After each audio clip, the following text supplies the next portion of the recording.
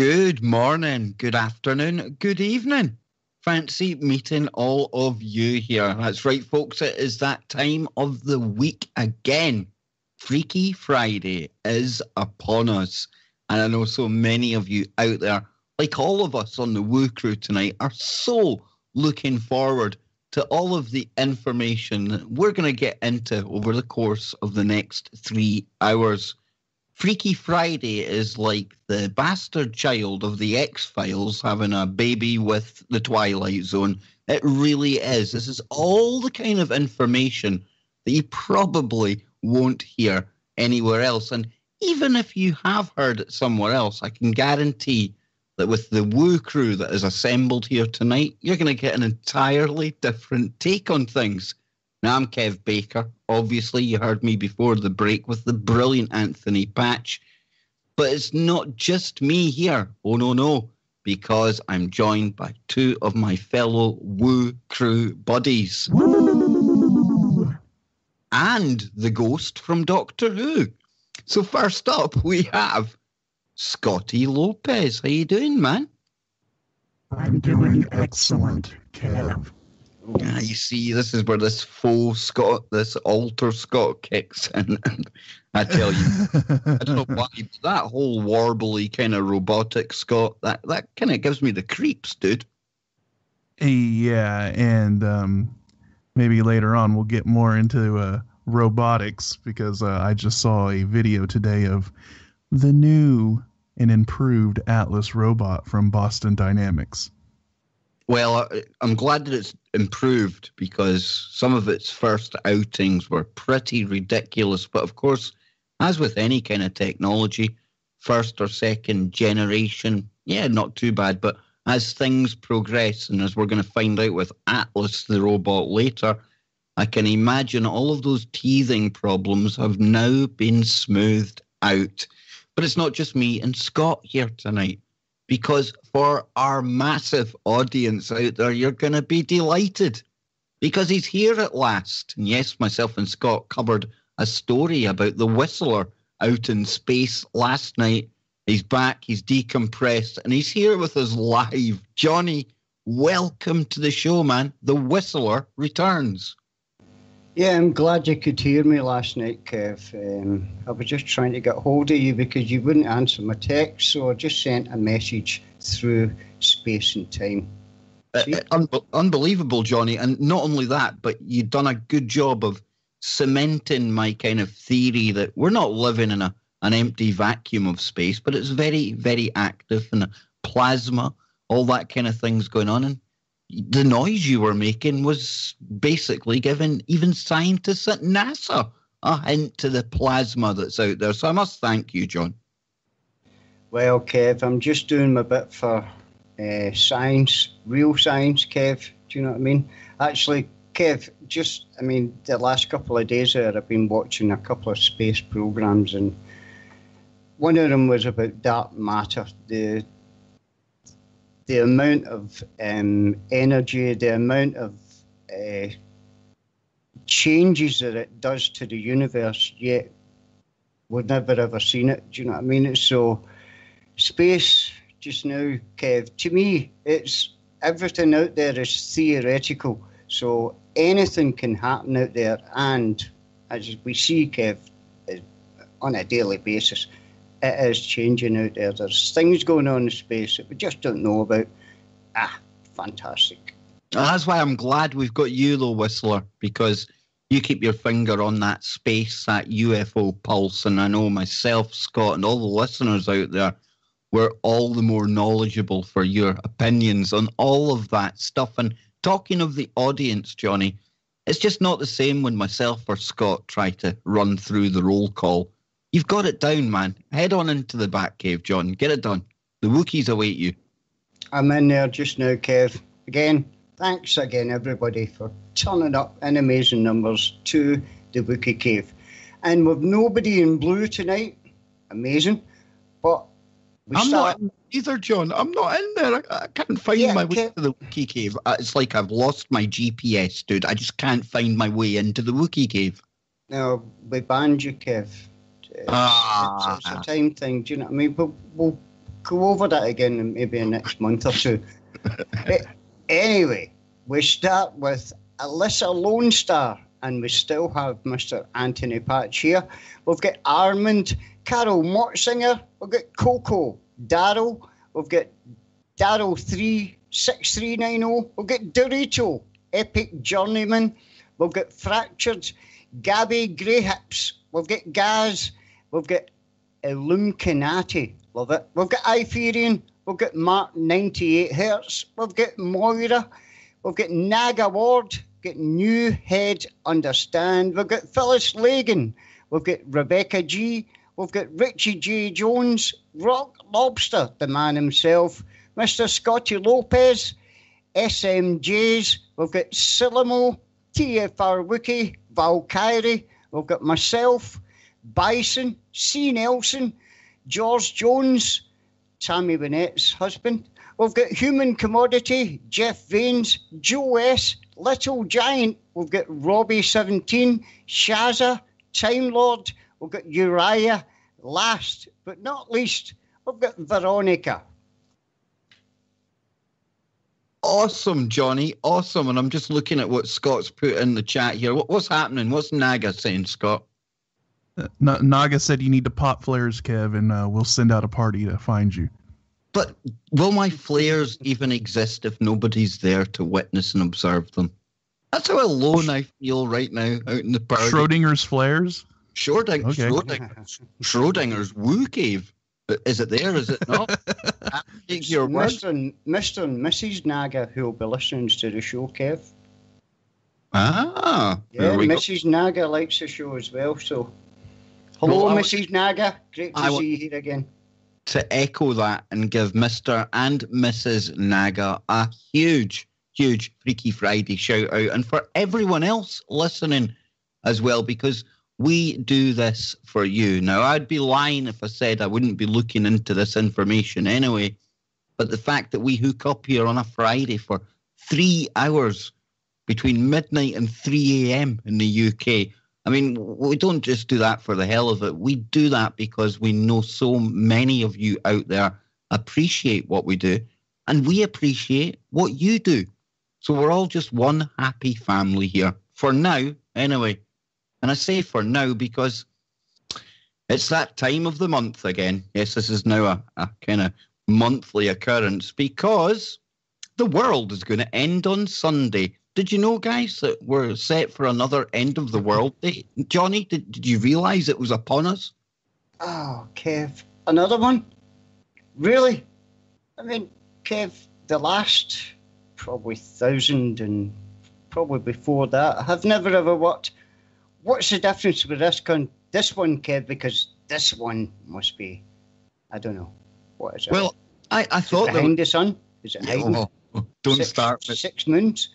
Don't start me from behind the sun. I managed to offend many a person today with my Facebook status. But reading from the Daily Mail here, and in the UK, this isn't like something like the National Enquirer or some wacky website. I mean, the Daily Mail, John, I say reputable. It's one of the main kind of news outlets, right? And here they are again. Will the world end on Sunday? Conspiracy theorists claim that a mysterious planet Nibiru will trigger apocalyptic earthquakes. Now, if this sounds like Groundhog Day, I'm not surprised. And it's going to get worse in a moment because the people behind this theory are the same people that were behind the last one on September the 23rd. And we can go all the way back to Elenin. Remember Comet Elenin? ELE, extinction level event. I totally lost my mind over Comet Elenin. And there was people back at the time telling us all we had to move to the Ozarks. It would be the only place that's safe. We could get a cave there, so long as we were willing to go through pretty stringent financial checks.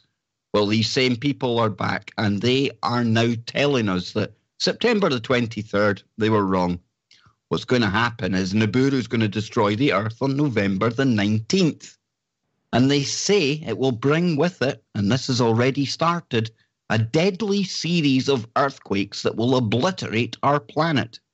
In response to the rumors, a top NASA scientist has said that the planet can't exist.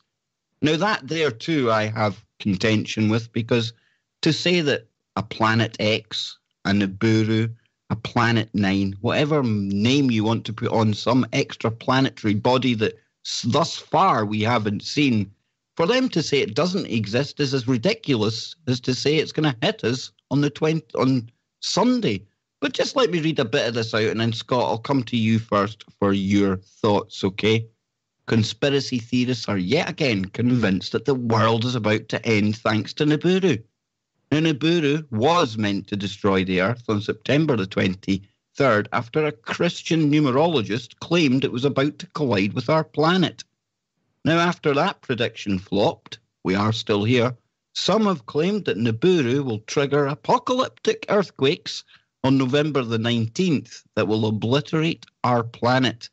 And in response to the rumours, a top NASA scientist has said the planet can't exist because its gravitational forces would have already stripped Earth of its moon. So, Scotty, are we going to be here on Monday for another Kev Baker show and whatever else people have got planned for the weeks ahead? Yeah. Go ahead and get ready to tune in Sunday, because I will be on the Chris Everard show, anxiously awaiting Nibiru to slam into the planet, but I highly doubt that's going to happen. Yeah, if this thing was only 2 days out, I believe we would probably see a very large object in the sky, wouldn't you think? I would think so. And just to really hammer home what's going on here, it says that the team of conspiracy theorists behind a site called planetxnews.com says that followed the growing number of earthquakes and volcanic eruptions that have hit Earth in the last few months, that has led them to believe that this is going to be the date. It says they have claimed disasters were caused by the gravitational pull of Nibiru, and that their frequency has risen as the planet's path brings it closer to Earth. Quoting somebody called Terrell Croft. And if you've been on the internet as long as me, you'll remember this dude what goes up by the name of Terrell07 as well. He says that global seismic activity reaches a peak in the second 2 weeks of November, moving into December 2017. The predictions backside alignment quake event is scheduled for November the 19th, 2017, when the Earth passes behind the Sun relative to the black star. Now, back in September, NASA was forced to publicly state that Nibiru does not exist in an attempt to quell these growing doomsday fears. And the planet, says here from the NASA statement, the planet in question, Nibiru, doesn't exist. Nibiru and other stories are wayward planets, stories about wayward planets are purely an internet hoax.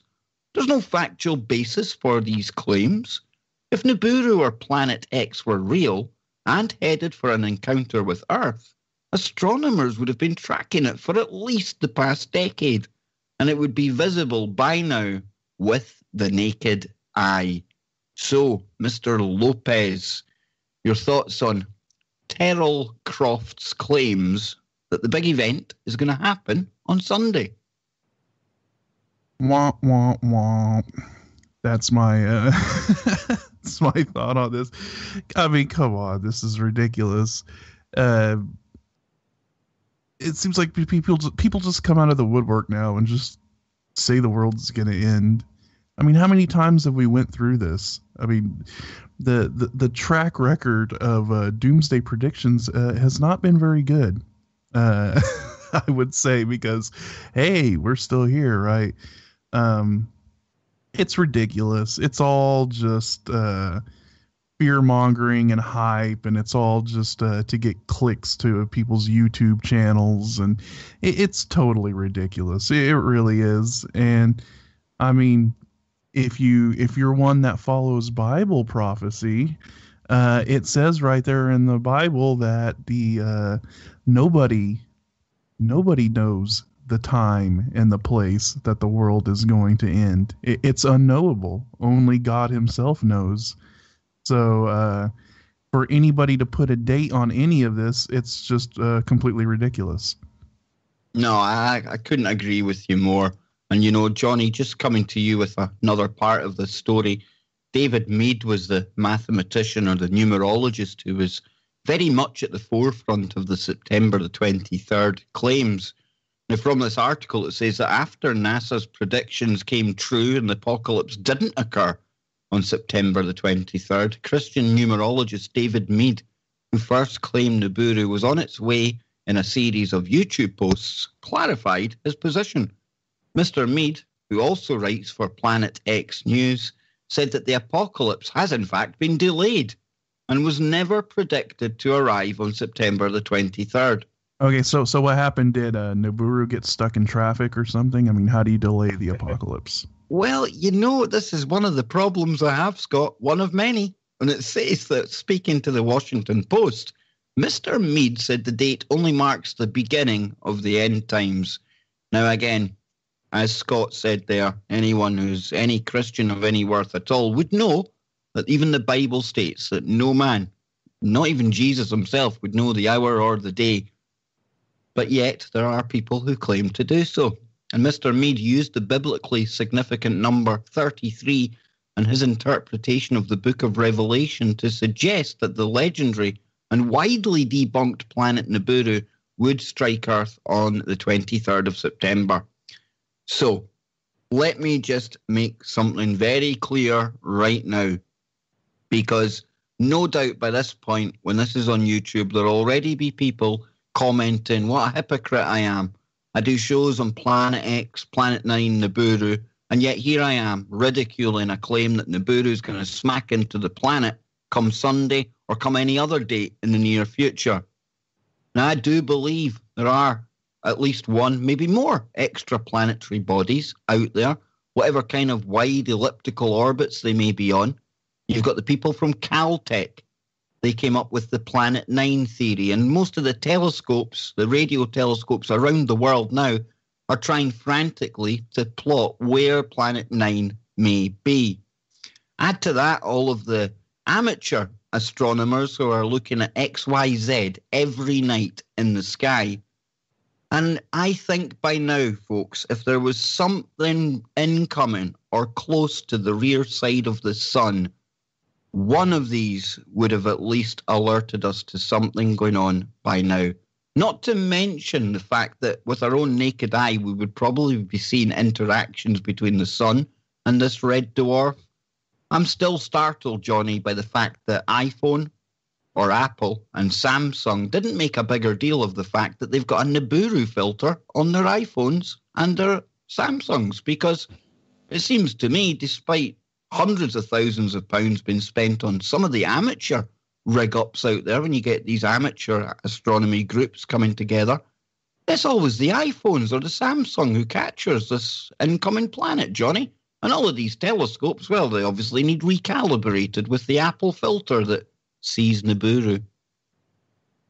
Well, that's a great point, Kev, because, as you say, it's never seen in a telescope, and there's telescopes from all over the world pointed night after night after night, and as you say, Kev, there's a lot of people there with amazing technology that they're not attached to any government. Do you know what I mean? They've just got some amazing technical stuff that they can look into space. There's a new telescope that's just come out. They're actually doing a crowdfunding for it, and it is, honestly, you can look at nebula and actually see the nebula. It's not like you have to wait with a camera, do you know what I mean, for so many minutes. This thing actually lets you see the nebula. It's amazing. So when they don't get any Nibiru shots or anything like that, I definitely don't think there's really much to worry about. Right now, we've got a coronal hole that's facing Earth. But now, if that wind changes into a X100 flare, then I'm sure the show is going to go ahead on Monday. Absolutely, Johnny. What's your thoughts, Scott? Yeah, I mean that's more of the main ball game in town, right? Being hit by a flare now.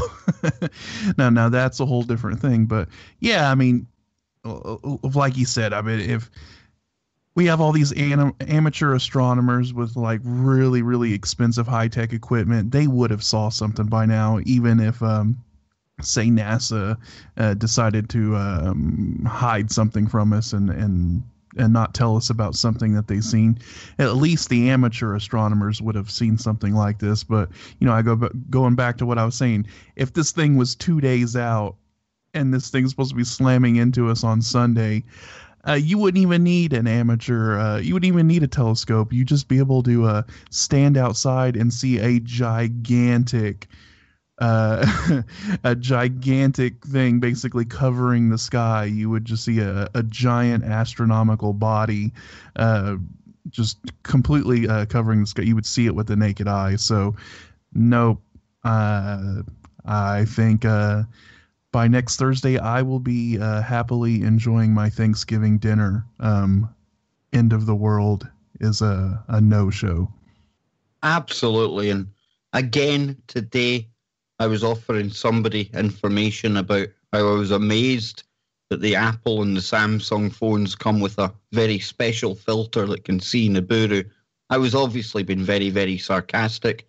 But then I to stop being stupid and stop being a smart ass, because right now it's hiding behind the sun. Well, okay, let's take that at face value, and I could get that right. So it's on the opposite side of the sun. Now, unless it is locked into a synchronistic orbit with us, then at some point during the year, people must realize we're going to be on the other side of the sun where this thing's allegedly hiding, right? Unless, like I say, it's in a 365-degree identical orbit to Earth that keeps it on the far side of the sun all year round. But doesn't that start to get just a little bit ridiculous then? So I really don't think there's much of an argument.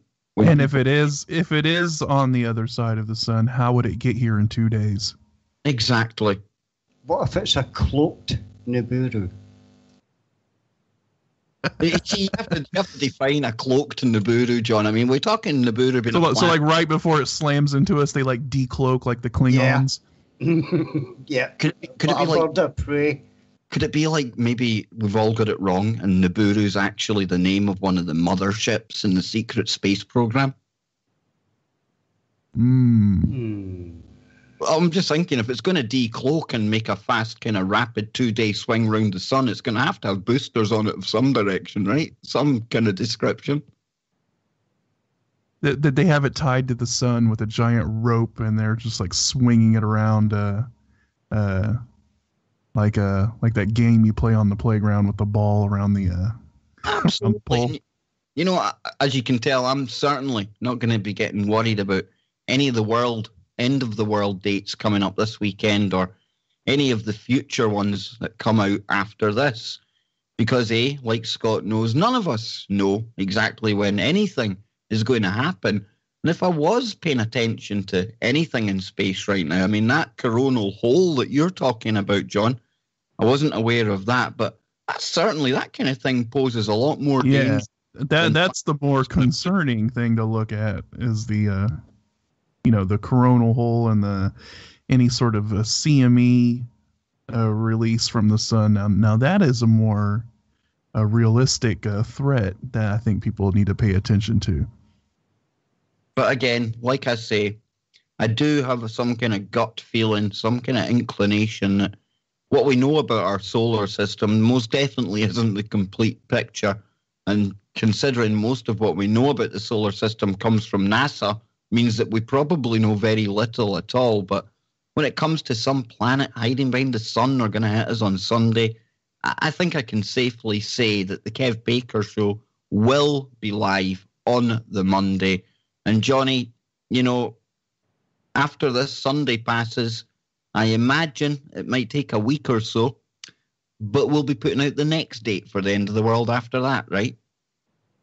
Yeah, they'll say this one was delayed as well for some reason. Not sure what it'll be, Kev, but there will be an excuse. There will be. There always is. Always an excuse. So, folks, we're almost at the end of the first segment, and I had to get that out of my system because really annoyed me when I seen yet more of this Planet X doom, Nibiru doom pushed on us. And Alistair, my researcher that drops us in so many links, he was even mentioning that theexpress.co.uk wasn't that long ago before the internet that the Express would have been regarded as one of your better kind of tabloids, things like that. But now it might as well be called the Planet X paper or the Planet X website, because they take the most ridiculous Planet X stories out there and regurgitate them week after week. There's the Wookiee, we're the Woo Crew, and that means only one thing. You're tuned in live to Freaky Friday, right here on Truth Frequency Radio, www.tfrlive.com. Now, last night, myself and Scotty Lopez were talking about ancient aliens in China, the Great Pyramid of China, and all that good woo that I hope has warmed you up for tonight's show. We've got that whole doomsday date out of the way. We can look at that in the rear view mirror now. It's gone. Trust me, there's going to be more of these dates to make me angry in the months ahead. We can all get a laugh at just how angry I get at these end-of-the-world dates. But something that made me smile today was the next headline. The world's first human head transplant is, quote, successfully carried out on a corpse. And in brackets it says here, now all he needs to do is try it on a live person. I am not making this up, folks. And as I was saying to the guys before the break, I can't honestly imagine what syndrome you would have to be diagnosed with to consider putting yourself on the list for a new head or a new body. And that begs the question, is it the body that's getting a new head, or does the head get a new body? Who knows? But it says here that the world's first human head transplant has been carried out on a corpse in China, according to the Italian professor Sergio Canavaro. And this is the man who has been behind this head transplant story right from the start. During an 18-hour operation, experts demonstrated that it is possible to successfully reconnect the spine, nerves, and blood vessels of a severed head. A similar operation on a live human, will take place imminently, the controversial professor claims. And I'm not making this up, folks. He honestly says that the first test on a live, living human being getting a new head, it's going to happen very soon. Now, Scott, they say this is a successful test, but how can you tell the success of anything when it's a corpse that you're using? They say they reconnected the spine, the nerves, the blood vessels, all brilliantly. How can you tell if you're testing it on a cadaver, on an actual corpse? Surely you can't tell definitively that everything's worked out good. This is ridiculous. I mean, I can take the leg from a turkey and then attach it to a chicken and say, hey, I've successfully transplanted the leg from a turkey to a chicken, right before I throw them in the oven. How is that? How do you determine that that's successful? I would say a successful head transplant would entail the person being alive, both the head and the body. Other than that, you're just playing. You're just stitching body parts together from cadavers and saying, "Hey, I've successfully transplanted something from something else." And no, I'm not buying it. Now, unless like I said, unless the person was alive, unless the head and the body were alive and moving around, I don't think you could claim that as a success. So that's just called. That's just that's just really, really creepy. That's just like basically stitching together dolls just in a really, really macabre way. This is worse than Frankenstein. It truly is. And Johnny, It is. I'm dying to get your thoughts on this because I imagine, John, you've got quite a lot to say about the transplanting of heads. Well, Kev, the thing about that is, I mean, he said it was successful, right? Now, it doesn't matter how long this guy took to sew every single stitch back together. He would have as well just doing it with string because it didn't work. Some glue, John, get some. Yeah, exactly. Really no nails. You know what I mean? Kev, what is that all about? I honestly don't get where he is coming at as successful. Unless that guy got up and started doing backflips or something. Yeah, that's cool. I'll go for that. But this? No. It didn't work. I mean, I could go into a morgue and just start hacking body parts off of random bodies in there and swapping them around and being like, hey, I transplanted stuff. And, I find it very interesting and no surprise that this doctor, this professor, has had to carry out this test that he's done so far over in China. Because it wasn't that long ago we were shaking our heads at the fact that a cloning company from South Korea, they too were up in sticks and moving to China because their ethics and their ethical laws are a lot more lenient there when it comes to medical trials. And human cloning, no doubt, when they're stitching heads back onto people in China, it's probably alive and kicking and going very, very well indeed for that South Korean company. But get this, because it gets even more bizarre, boys, because it says Professor Cannavaro, director of the Turin Advanced Neuromodulation Group. Neuromodulation. Yeah, your head's a module. You can swap it out. Made the announcement at a press conference in Vienna this morning. The procedure was carried out by a team led by Dr. Zhangping Ren, get this, who last year grafted a head onto the body of a monkey. A full report of the Harbin Medical University team's procedure and a time frame for the live transplant are expected within the next few days. And speaking at the press conference, Professor Cannavaro said, quote, "For too long, nature has dictated her rules to us. We're born, we grow, we age, we die. For millions of years, humans have evolved, and approximately 110 billion human beings have died in the process. That's genocide on a mass scale," Dr. Cannavaro claims. "And we have entered an age where we will take our destiny back in our own hands. It will change everything. It will change you at every level." Oh, you don't say. Swapping your head out or swapping your old body out for a new one is certainly going to change things. And he goes on to say that the first human head transplant in the human mode has been realised. The surgery lasted 18 hours and the paper will be released in a few days. Everyone said it was impossible, but the surgery was very successful. Mind boggles as to what's going on. And I'm glad that we've been joined by a fellow Woo Crew member to get into the rights and wrongs behind head transplants.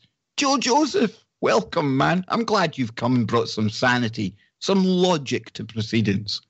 Yeah, I'm down here trying to find this, the plans to do this. Hold on. All right. Anyway, so it's funny you say that because I found that article extremely interesting as well. This has been stuff that has been experimented with for a long time, onwards and upwards of 100 years. So people think that, oh, hey, wow, we've done this for the first time. Oh, no. This is something that's been tested. Think of Mengele. How many head transplants do you think Mengele tried? Just out of curiosity. I wonder if is it really a success though if you just transplanted a head on a cadaver? I mean, wouldn't a success entail like living person? Living. Yeah. Okay. So back in the 50s, and you can find this footage on YouTube, by the way. There were experiments run by the Russians, by the Soviets, yeah, and they they basically started out with animals. I think the most complex thing that I saw on YouTube was them taking the head off a dog, keeping it alive, Yeah. and then putting it back on, and the dog lived. But it was on the same dog. So you didn't have like immunorejection, all that kind of stuff that you have to deal with if you put it on a different body. Although, if they have overcome that, and they already know how to hook up the spinal cord, they already know how to rehook up all this stuff. So that's really not the problem. But if they go ahead and they do this, think about all these people that have had their heads frozen, right? So guys like Ted Williams. Ted Williams was the last baseball player to hit 400, right? So when he died, he had his head removed and frozen cryogenically. I don't know why, because think about it. Okay, so I've got this brain dead 18-year-old physically fit male that the family has said, okay, you know what? It's no good. We're going to donate it to Ted Williams to have his head reattached. Don't you think it would look just a little bit odd to have like an 85-year-old head on an 18-year-old body? That's what I first thought. But then I thought about all the work of Dr. Craig Venter and venture capitalist Peter Thiel and their research into anti-aging and the benefits of adolescent blood and how that has anti-aging properties. And when you take a look at that, perhaps when you put an old head, a la like David Rockefeller, I'm sure his head's frozen somewhere, and you put it on an 18-year-old body, would then that head regenerate to a certain extent? What do you guys think? I'm still trying to wrap, sorry for the pun here, I'm still trying to wrap my head around the whole head transplant thing. But listen, when we get a new organ, Joe, Scott, Johnny, there's that chance that our body is going to reject it, right? Right. Now, surely if you start sticking a new head on a different body, or a different body on a new head, whichever way you look at it, there's a good possibility that the DNA that they're not going to take, and something's going to reject the other, and this is going to go horribly wrong. So why not do a genetic profile and then edit so it doesn't happen? You know, yeah, that's the other thing. Or like you said with the David Rockefeller thing, clone his body, right? Yep. Grow it to a point to where it's maybe a young adult, something along those lines. And then reattach the head. Yeah, and then just lop the head off and then reattach his with his brain in there. Yeah. What about a brain transplant? I wonder if that's the next step, right? If we can hook up the spinal cord and reattach that, could we maybe attach the brain? What would be the difference of doing it? What if they disconnected the head at the same spot or whatever, you know, spinal cord wise, and then just fused it on, or took that and put it in, you know, on the old brain or something? All I'm saying is I think they're really at the point where the human cloning, the chimeras, all this kind of stuff is going to kick into high gear. I really, truly believe that, because they've been toying with this for a very, very long time. Most of it, of course, Kev, not in the open. It's all been done. I think this is another example of us hitting peak comprehension. Now, I say that because with the years that we've been studying everything and the advancements in technology and now computers, quantum computers, we've basically come to a point where we've got a pretty good, strong understanding, we think, of most topics, right? And even before this show, Anthony Patch was talking about how mathematicians now, they're having to look into the spiritual world to bring back explanations for some of the math that we can't even explain the theorems that they're coming up with anymore. And I think when you start seeing doctors and professors talking about head transplants and weird, whacked out science like this just goes to show that I think we've hit that peak level of understanding, and now we're just going into the world of the crazy and the bizarre. When is that Russian guy supposed to have his head transplanted? I know he's like severely disabled, and so that's why he's what does it matter? You know, like, does he have much to live for on top of that? I think this would be huge That's why I think they say it's imminent, Scotty, because I don't think this guy cares if he lives or dies. No. He's totally willing to just like put himself up for science because it's not like it's going to matter either way to him. So he's just like, hey, give it a shot. So he could be part of this human trial that's imminent then, right? Because if we do have a volunteer, I mean, I know China is not exactly the most ethical of places, but you would hope it's not people against their own will getting a new body or a new head. So I would imagine if they are going to do a human trial, then rightly or wrongly, this person who's volunteered is going to be up. Well, I've looked into the whole thing of that, of his story. I'm actually in support of it. I mean, if he can find any way to better his quality of life, even if it means, sort of being a guinea pig just to test something new, right? I say more power to him. That's his decision, and he decided he wanted to do it. And if it turns out to be a success, then I mean, it is going to be a groundbreaking thing that he has basically volunteered for. So I don't know when it's supposed to. I thought it was supposed to be. I thought it was going to be sometime this year, but I haven't heard nothing about it, or if it's going to be next year or what. But it'll be really interesting. Yeah, because he has a very a degenerative disability that it's basically going to kill him anyways. His body's eventually going to shut down if he don't, try to do something like this. But it'll be really interesting to see. Here's the other interesting thing too, with some of the emerging technologies with this electrostimulation therapy, with stem cell research. They're now coming to find out that people they perceive to be brain dead are not actually brain dead. That people in persistent vegetative states actually aren't in persistent vegetative states. And they've figured out ways in how to reactivate areas of the brain that were once determined to be dead or dormant. So now you have another ethical problem in that, okay, so here we have two brain dead organ donors, but how do we know that they're really brain dead? And if we make that decision for them, are we not violating their rights as human beings? Because we're at that point now. When it comes to people in comas and stuff like that, or in vegetative states, I really think that research needs to be done on giving them psilocybin. Yeah, absolutely. Because when psilocybin interacts with the brain, it causes neural networks to reroute.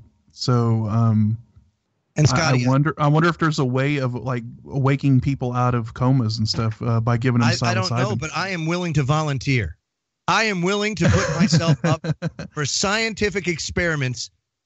I will be the pincushion, the guinea pig for psilocybin research.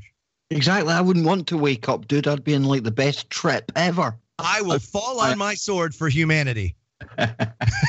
People really need to look into the work of, I think his name is Paul Stamets, something like that. Yes, and into my work too. As soon as I get my supply of test equipment, test materials. Johnny Whistles, if there's psilocybin tests running in Scotland, me and you are going to be at the front of the queue, right? Oh, you better believe it, Kev. We'll be camping out weeks before it opens. I'm not saying I would make the case for a head transplant after it, but I definitely want a shot of some of that. Oh, absolutely. Oh, yeah. Oh, how good would that be? Oh, wow. So, Joe, I take it from the conversation we're having, you're not exactly going to be queuing up or paying a fortune to have your own head frozen for the date when you can get a replacement body, right? What the hell? I'm not going for one of those. I'm going to stick with my own. And when it gives up the ghost, I'm not going to be afraid to die because there's nothing to be afraid of. Mm-hmm. So that's really one thing that we can all, I don't know. I would say there are those people that decide, hey, this really isn't for me, this whole death thing, and not really all about it. So I'm going to go on and live forever. Why? Why on earth? That's all I'm going to ask. Everybody says that term all the time. Why on earth? Why would you want to do it here? You want to live forever on this rock? In this construct? Oh, hell no. Not me. No, I'm off this flying rock. On to bigger and better things. Absolutely, Joe. And I'm kind of glad that our spacesuits here have a very defined amount of limited shelf life. Yeah, exactly. Because I personally think that all our spacesuits are a vehicle for our soul, our light, our spiritual body to come here and, for whatever reason, for who knows the reason why we have to experience this 3D madness reality that we find ourselves in, but living in it forever, it's not for me. It really isn't. And even the whole digitized consciousness thing, uploading yourself into a machine in some way, tricking or cheating death, again, as much as I love technology and things, I've got no desire to be some kind of immortal chatbot. In my humble opinion, it's all a deception, right? So deception's not deception unless there's a measure of truth in it and it's believable. That's why I believe a lot of this quantum science, and I say science in quotation marks, because a lot of it's not science. A lot of it is, in my opinion, demonic and forbidden knowledge. The same thing is happening again that happened when the fallen ones gave their knowledge over to man. And we're seeing it again. CERN broke ground in 1955. Who helped design CERN? Edward Teller, right? Edward Teller, of course, one of the pivotal people to make the bomb. And you're telling me that he wasn't involved in a lot of the shady underworld type of stuff? Of course he was. He knows he was. I'm the bringer of death and all this kind of stuff. Of course. But we have to be very careful about. See, I don't think there's any good way to deploy this. I think it's a deception. I think that they'll throw all the good things out there that could happen as a result of this technology. But when do we ever see humanity actually implement things that way? It never happens. It's always we need to do it for military purposes first, or we always need to do it for the government first. It's always those two entities that always take that emerging technology and use it up and chew it up and spit it out, and then we get the leftovers. And the leftovers that we get is nowhere near as effective and powerful as the stuff that they're using at that high level. And for what? That's the thing that we have to really think about and discuss is, do we allow this technology to continue to be implemented knowing full well that it will be used against us? That's the thing. As interesting as it is, and it's interesting, we're inevitably human, and we have to deal with these flaws that we have. And, so I don't like. And I get where you're coming from, Scott. Who would I be to criticize anyone on the possibility of having a chance of life, a better quality of life?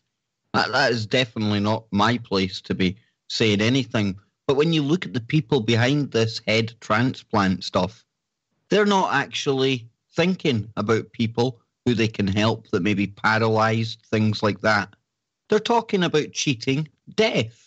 They're talking about immortality. They're basically chasing this science in the hope that they can live forever. Haven't they done the maths that if every so often they're going to have to swap out the old body for a new one, that people will still have to die? These bodies will still have to come from somewhere. So only a select few maybe cheating death this way. Now that makes more sense because if this science takes off, it's going to be for the few and not for the many.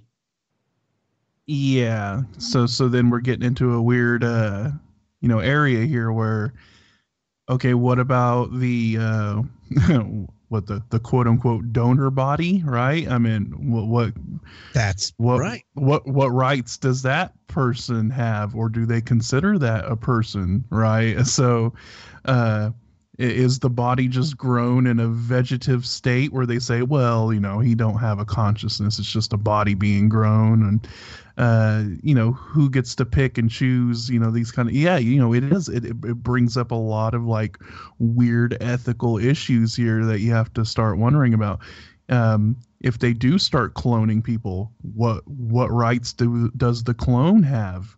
Do they just consider that property of the person who was originally cloned, or does that clone have rights in itself? I mean, it's just a lot of weird things a lot of weird things that are going to be popping up with this. There's just a lot of weird ethical stuff.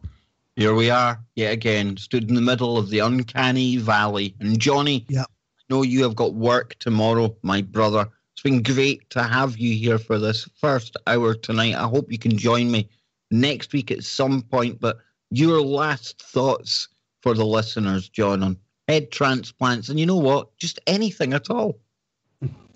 Head transplants. The world has gone crazy. Honestly, when we're doing things like that, as you says, we're working on things that we don't have to be. There's a lot of things in this world that need fixing first before we try anything like this. So, yeah, it's just keep the head up and just keep watching for this news because, as I said, the world's gone crazy. And hallelujah. I love you all, guys. I thought hallelujah. Pastor Whistles. Johnny was going to say, just keep your head on, not your head up. Oh, jeez. Oh, I know. It must be that dry Scottish humor. Welcome back, everybody. It's Freaky Friday on your protection from deception. Truth Frequency Radio, truthfrequencyradio.com. I'm Joe Joseph, one of the members of the illustrious Woo Crew, along with Kev Baker and Scotty Lopez. Jiminy has now joined us, along with his moose call. So we may have some very interesting radio ahead tonight, guys. I want to breach something that I think we'll see implemented here in the not so distant future, as they've already utilized this technology in things like cell phone displays. But they've made a breakthrough in the field of organic electronics, which if people are like, wow, organic electronics. Yes, I know. People are used to semiconductors being made out of silicone, which, of course, due to its physical properties, one of the limitations are it's rigid. So you can't really have a flexible application, I guess you could say. But according to Nature Materials, the science journal that focuses on an organic semiconductor, or the class of organic semiconductors, it's a class of materials prized for their applications in emerging technologies, such as flexible electronics. So you may have seen videos or even some articles that deal with electronics embedded in your clothes. That's one of the things that they're discussing. Like, for example, let's just say that you get to work and you decide, gosh darn it, I forgot it's Blue Shirt Friday. You could then just tell your shirt, hey, I need you to be blue. And poof, it's blue. Because the organic light-emitting diodes that are embedded in your clothes that are nano-sized are going to change state based on what you tell it to do. So you could have a shirt that could be any color you want. And now all of a sudden, you have these efficient shirts that, we'll put it this way, a solo colored shirt will be the thing of the past, because you'll be able to display anything you want on your clothing anytime you want, can be any color you want. It sounds like it's mimicking the exact same thing that like sea creatures do when they camouflage, right? Like octopuses exactly. And stuff like that. Or if you're rocking that 72 Chevy Impala, you know, with that color changing paint job, now and they already have this color changing paint job. I'm not talking about that green one that turns purple. Now, when you drive by it, I'm talking about literally there's a control panel in the car. They sell this paint to where you can set what color it is. It's already out there. So they're deploying this technology now. But wearable electronics is going to be the thing of the future. Like I said, color changing shirts and clothes. You're going to have it with computers that are built into the clothing itself. You won't see it. It'll just be part of the clothes. Smart clothes. You know? Yeah, you'll be able to smart. Yeah, you'll be able to download. 5G. Yeah, you'll be able to download like different shirt logos and stuff. Yes. So instead of like having to get another shirt out of the closet that may have the cool pattern or whatever you want on it, you just upload whatever pattern you want for the day, and you can wear the same shirt. You know, Your kids are gonna crazy. Your kids are gonna look at you like you got two heads when you're like, hey, you remember those iron-ons and all this? What iron-ons? What's an iron? I tell you what's running through my mind is that technology from that movie Predator, that camouflage technology. Oh, and they have that too, the cloaking technology. Yeah. Yeah. You think maybe some of this came, some of this personal electronics maybe came from some of the research they were doing on that to, formulate those devices for the military? No doubt, dude. Like we said in the previous segment, 99.9% of this technology, when we reach us, has already been used, chewed up, and spit out by the powers that shouldn't be and the military-industrial complex. Yeah, no doubt. Because your shirt can have like a micro sort of camera on the back, and it can take the image of what's behind you and then project it on the front, and it looks like you just completely blend in. Yeah, absolutely. And plus, go ahead, Jimmy. When they throw you in the hooshgal, they can just make your clothes have those black and white stripes on them right away. And then you have to buy uniforms. So the prison industrial complex will probably get some money off of that too, right? Yeah, I mean, saving money on uniforms. On uniforms. Yeah, exactly. They can just be like, all right, they just like talk to your shirt and they're like, give them the prisoner pattern, and boom, there you go. No, I mean, it's crazy. You're gonna see this application on all kinds of stuff. Like Joe said, when you're gonna be seeing like a folding, you're like flexible screens and stuff like that. That's where you're gonna see a lot of this stuff. People are gonna be able to carry their like 50-something inch TV with them, and they're gonna roll it up like a poster, right? And just be able to put it in their backpack or pack it with them, and then wherever they go, they can just like roll it out on the wall and then be able to watch TV. It's crazy where all this technology is going, man. I know. I was doing some work over at the new Apple complex this summer, and they're building a giant new facility here in the Silicon Valley. It looks like a giant spaceship, and that's what they call it, the spaceship. And they were actually having some demos of some of these flexible screens. They're less than 1/8 of an inch thick, and they're clear. They're kind of like about the size of an ID badge. And I think they're going to utilize some of that technology for security devices and whatnot, as far as, keeping track of people. But also I was thinking in the future, when everybody's clothes has that technology in it, and say, for example, you were somebody they were looking for, I wonder if they'd be able to remotely turn your clothes all red so that you'd be visible to the drones. Oh wow, that's a cool. Internet of Things. Cool, yeah, if it's tied in. Yeah, if it's tied in, they can just hit a button and be like, okay, turn him completely neon green so we can see him in a crowd. Yeah. Yeah, this is interesting. Where did you find this, Joe? Where was this at? It's on phys.org. I'll put the link. I'll put the link in the chat room, and I'll send it to you guys too. It's like I said, the possibilities are really endless when it comes to how you can use this technology, because it really revolutionizes everything down to the nanoscale. So now you're manufacturing things at a nanoscale, and it just, like I said, it takes things to an entirely new level. That's why in 5 years they say you won't even be able. The cell phone, this whole concept of carrying a cell phone with you will be foreign to people. because there won't be any need for it. And it doesn't necessarily need to be implants either. So this is, again, some technology that I think we'll see emerge very quickly, and it's not exactly expensive, because it's manufactured this way. It's part of the material. So very interesting. Yeah.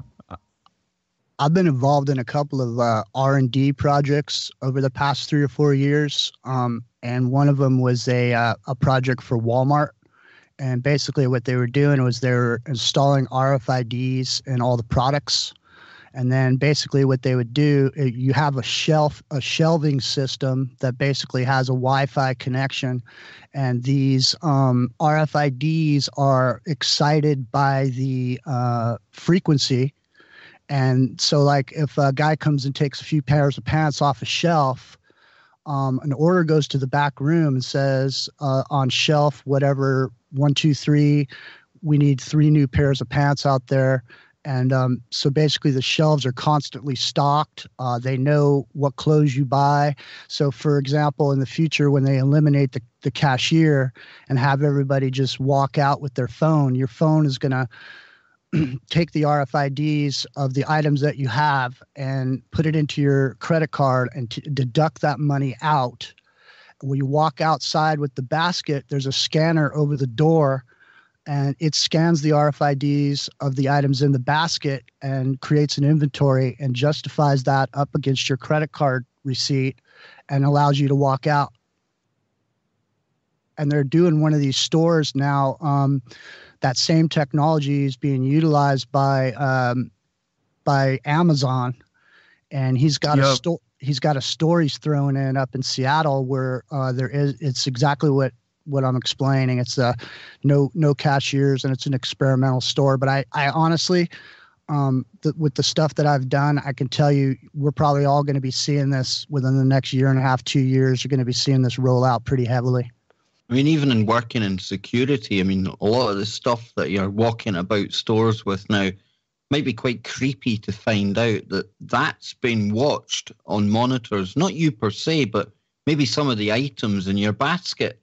And one of the examples I was shown, and I was quite shocked at, was razor blades. I mean, razor blades are really expensive. I don't know what they are like in the US. And living in Glasgow, we've got a real problem with people shoplifting and things like that. And because they're an expensive item and they're very easy to conceal, then these were one of the first items that were actually RFID marked. And like I was saying, there was a way that you could watch where all of these razor blades were in the store at any one time.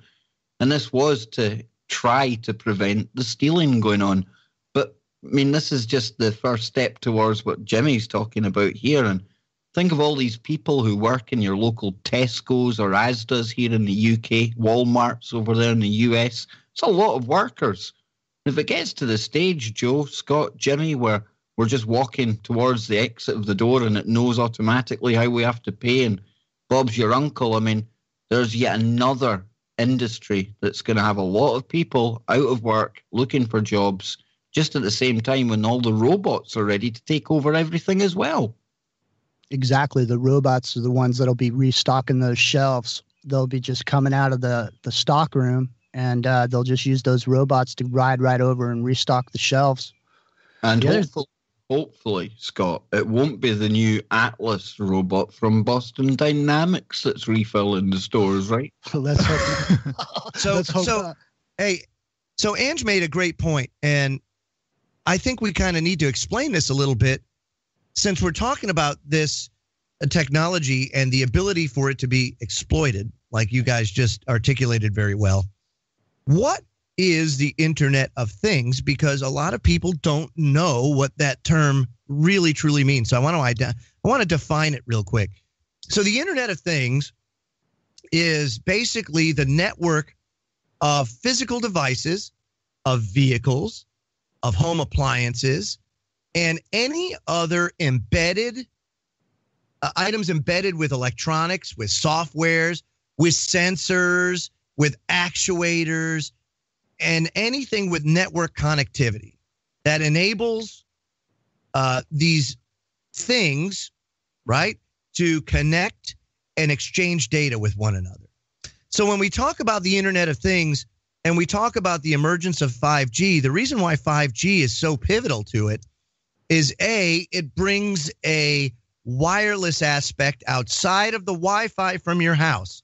So now we're talking about a cellular network where, and I don't want to use cellular really too much anymore because that's even an outdated term, but just so everybody understands, a cellular network where everything is connected that has the ability to be connected. That includes, like it says, sensors, pacemakers, smart dust, anything like that.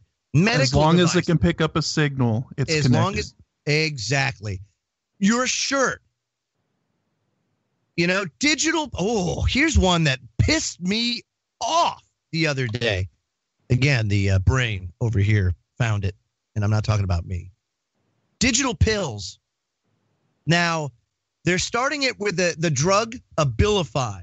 Abilify is given to people with schizophrenia, bipolar disorder, depression, things like that.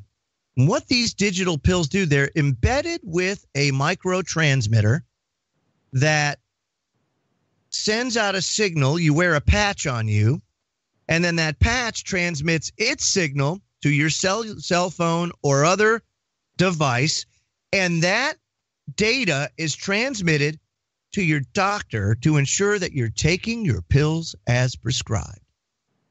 And why not just make it part of the Internet of Things? Now, your doc can just go in real time. Hey, is Joe Schmuckatelli taking his pills the way he's supposed to?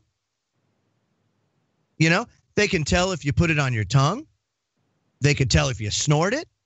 They could tell if you do anything outside of the way you're supposed to take it. They can tell if you're taking it correctly.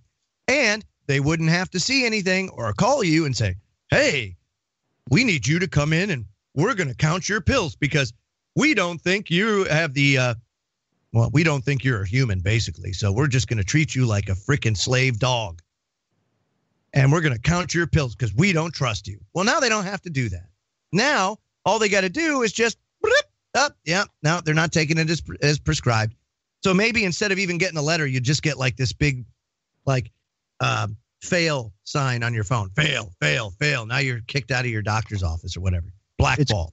It's connected to an app, and you designate who you want the message to go to. So it goes to like your wife or your mom or somebody like that, and then they come over and go, hey, how come you didn't take your pills, Bob? You're supposed to be taking your pills, Bob. Hey, Bob, we're not gonna cover you in insurance, Bob. Exactly. You didn't take your pills. Insurance could kick you out. Yeah. Hey, you're not taking your pills as prescribed. Now we're gonna drop your coverage. Yeah, for what? You know how many people can't take pills just because they can't? They have like a gag reflex. Okay. So now what? Okay, back to the drawing board. Not to mention, my wife, who has many medical ailment and is heavily reliant on having to go and take scheduled medication. I can tell you that you're treated less, much less than humans. As a matter of fact, dogs are treated better than patients. I mean, at least you show some sort of love to a dog. Hey, pup, how you doing? No, not chronic pain patients, not people that have to deal with that. Nope. Instead, you're treated worse than a prisoner. They count your pills. They don't trust you. Everything else. Oh, yeah, you must be like those street addicts. Yeah, yeah. It's kind of like this whole adage, with the whole gun control debate, which is, because this criminal didn't follow the law, well, we're going to have to ratchet down on all you people that do. Yeah, so that's, I think with the Internet of Things, it really opens up that Minority Report environment on steroids. In a big way. And here, I'd really like to bring something up on Freaky Friday just because of the roundtable that's here. And I know you guys can understand what I'm talking about. I've brought this up a couple of times, but I don't think people really get the effect of what I'm talking about. So a couple of years ago, I was doing some work down at San Jose State, and they were having a network issue. And so I went down there to troubleshoot it. I brought my meter out. I'm a spectrum analyzer. I was looking for frequencies, and I noticed that there were some frequencies around that shouldn't have been there. So I went inside and I asked about it, and they said, yeah, recently they had someone come and install a smart meter on the side of the sorority house. And so I said, really? So because I was in a professional capacity, I was able to call Pacific Gas and Electric and ask them about their installation and tell them that I was having interference issues on my wireless network. And so I was able to have them basically give me the information on the smart meter about it was what frequency it was transmitting at and at what power. So basically, that smart meter on the side of your house is transmitting, Joe, at a 1/4 watt, and it's transmitting between 860 and 900 megahertz. And these smart meter devices are a wireless network configuration that's called concentric networking. And basically what you can do is you can take one node that has internet connection and install another one that's powered within the concentric circle of the first footprint of the first node. And each time you add another smart meter, you extend the footprint of that network. So as these smart meters have been installed systematically across the United States, they've basically installed a concentric cellular network broadcasting at 900 megahertz that's basically on everybody's house. A lot of these low-level internet devices and the Internet of Things do not require a lot of bandwidth, and they do not require a lot of internet. They just have to sort of report. And so the way the network's set up with these small devices, they'll funnel most of the traffic into this type of a network. And I'm pretty sure that this network is going to be the Internet of Things. They won't waste bandwidth. But I don't know. Have you heard much about this with the smart meters, Joe? I mean, Joe's away just now, but I mean, I know when it comes to the smart meters that they're a health concern unto themselves. We could spend a whole show on that. But I know that 5G, I mean, one of their main selling points is the connectivity because of the actual amount of devices that are going to be going online with this. Everything being embedded with technology, with some form of chip or sensor or beacon or whatever they want to call it. And it doesn't even... I think the 5G, when you look into it, I mean, anyone with 4G right now will tell you that they're getting perfectly streamed video, everything like that. So 5G isn't even about a speed issue. Up until now, I mean, 3G to 4G, they would make a thing about the speed. And that was great. Customers wanted things quicker.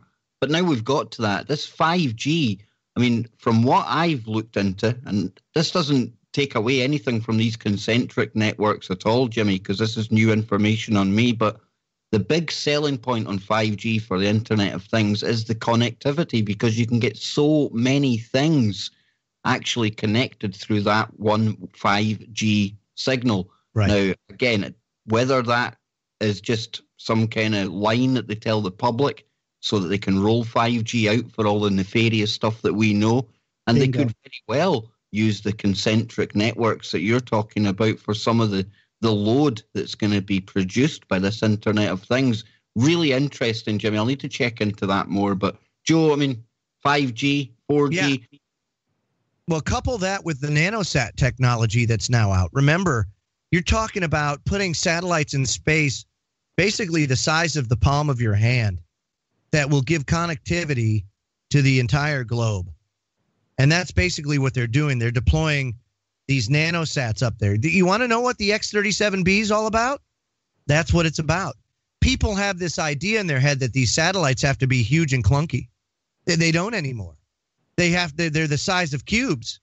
They're smaller than that, like a Rubik's Cube, and have virtually the same power that these large clunky satellites have had in the past. So if you want to know why the X-37B is so small, it's because you don't need big things anymore to go up into space. Go ahead, Scotty. Well, going back to what Jimmy was talking about with these smart meters, basically, as long as they're within range of each other, they will end up sort of linking together and forming a network. That's called it's ad hoc networking, and it's again a military technology that was adapted for civilian purposes. Yeah, and they could be using that for all kinds of different things, right? And like you said, maybe it has something to do with the Internet of Things, but it can also be used to basically kind of track entire sectors of energy usage, right? So you're not just like tracking one person's energy usage in their house or whatever they're doing in the house. You're able to basically kind of grid out and mine data on like entire like sections of a city or something like that, right?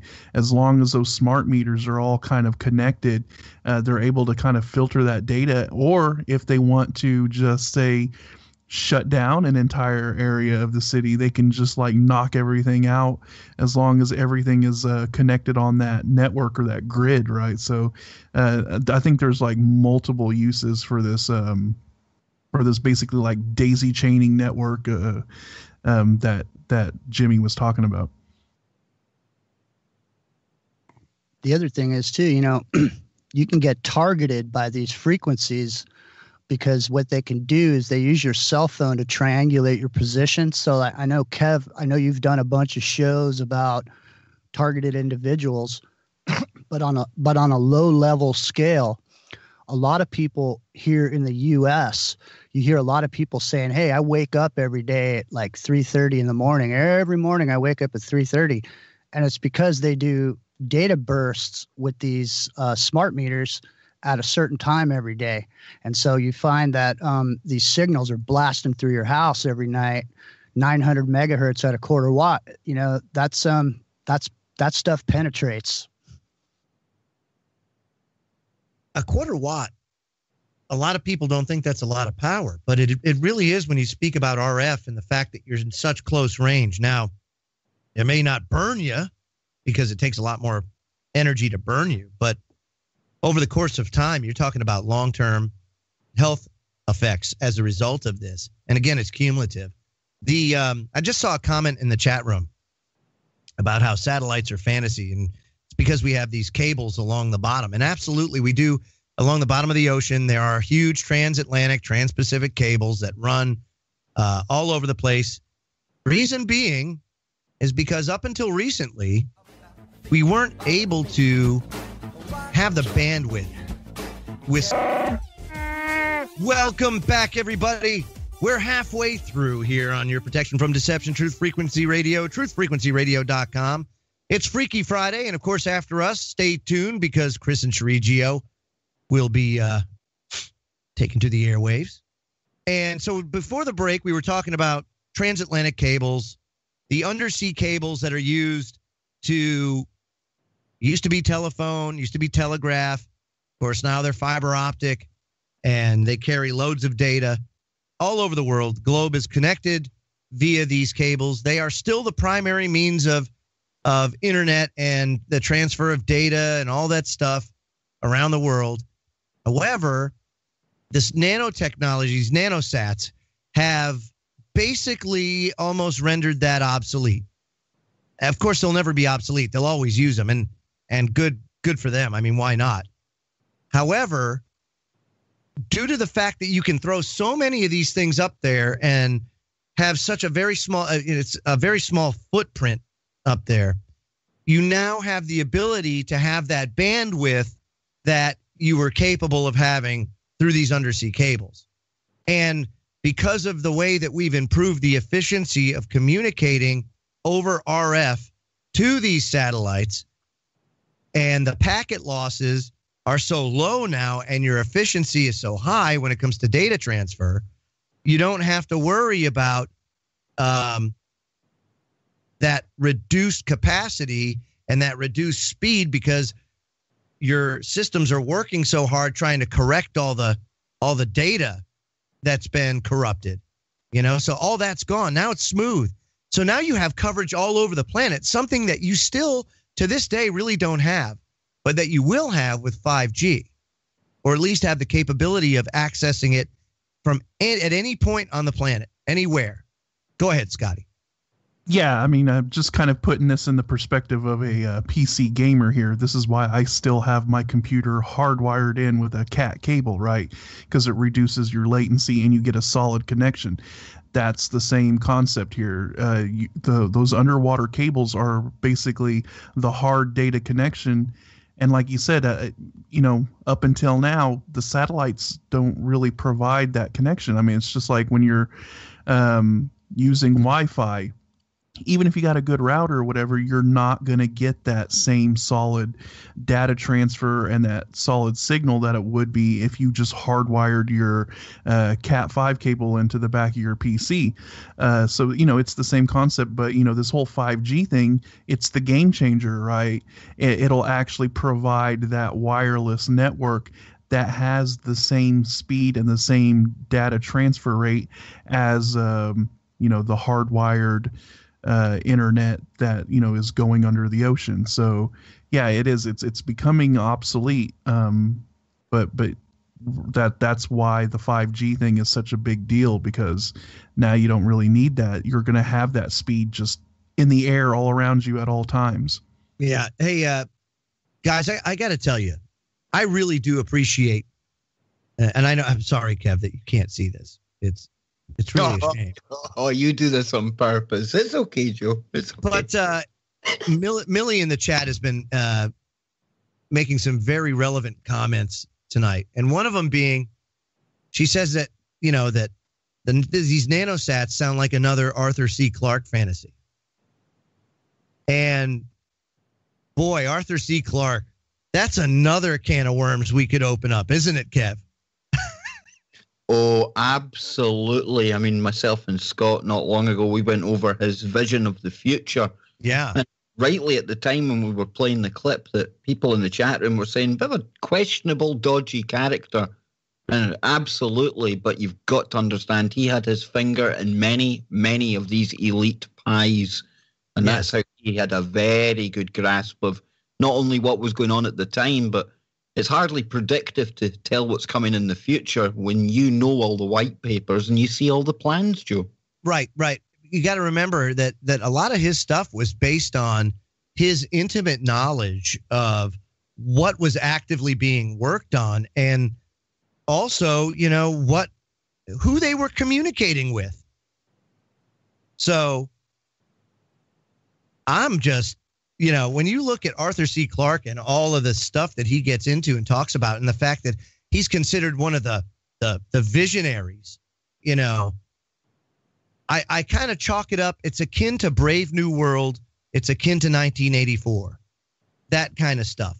Those guys intimately connected, and we're seeing it implemented much faster than even they could have imagined it or dreamed it, So, yeah, I honestly think we're going there. And I think that, interestingly enough, he was also a pedo. That's these people are all pedophiles too, and all just there's a certain modus operandi, if you will, to this. So, well, when you were talking about the whole connectivity of the globe, like everyone being connected, that's one of the goals of Zuckerberg, and that's where these whole nano satellites are going to come and play, right? So even impoverished third world countries are going to have 5G, just like they're going to be bathed in it. They'll be able to be connected. So in essence, everybody will be on the grid. Everybody will be tied into the system, and it doesn't even matter what your financial status is. If you can't afford something, I mean, I'm sure at some point the government will provide you a smartphone, right? I mean, look at the Obama phones. So those were provided to low income people, on food stamps. So even the most downtrodden people will have a smart device on them and be connected to the Internet of Things in some way. Which brings us to our next topic, fellas, because this is this ties it all together, if you will. And thanks, Jimmy, for reminding me about this.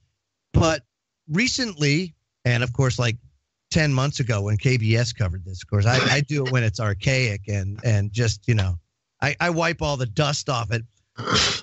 Yeah, this is some of Kev's old material. That's good. I could use it now. Shut up. After that statute of limitations is lifted, You mean hey So- Joe, do you mean the quantum mechanic, Kev Baker? Yes, the quantum mechanic of KBS. Yes. So the Church of AI, right, has applied for, and I don't know if they've been granted, but they've applied for 501c3 status and being recognized as a religion by the IRS, the first Church of AI. And the whole thing is to worship an artificial intelligent Godhead. Interestingly enough, right, if you take a look at the way that creation is set up, right, that in the beginning there was the Word, and the Word was God. And God is intimately connected to everyone and everything. And isn't it a coinky-dink, if you will, that all of this is being set up the exact same way in an artificial sense? A la everybody's connected via 5G to the artificial intelligent Godhead. You know, and we're seeing a very interesting parallel emerging here. What do you think, Jimmy? I think it's very interesting. And here's why. Because it's always been sort of my kind of pet little theory of mine that technology is trying to achieve something that was already existing without technology at a previous time. Yes. And so this would be a perfect way for the AI Godhead to judge you at the end of your existence by rewinding your life and taking a look at everything you did and then scoring it and deciding whether you get to move into the next realm or you have to stay here and learn some more lessons. What do you think? Whether you can get a head transplant or not, Jimmy.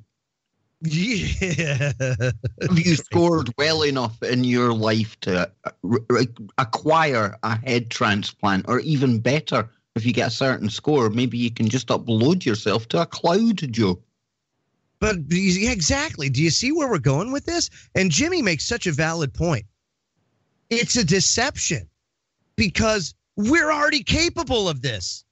We're capable of it naturally. We are, in and of itself, quantum beings, I guess you could say, for lack of a better term. We are connected to a creator already. We don't need that. We have the ability through our pineal gland to do some pretty interesting and epic things. However, it's the easy way, if you will, the shortcut that got Little Red Riding Hood in a big heap of trouble when took the shortcut. You know? Don't take the shortcut. You're not supposed to do that. We're here. I love the term universe because university. We're here to learn, and not everybody's going to pass.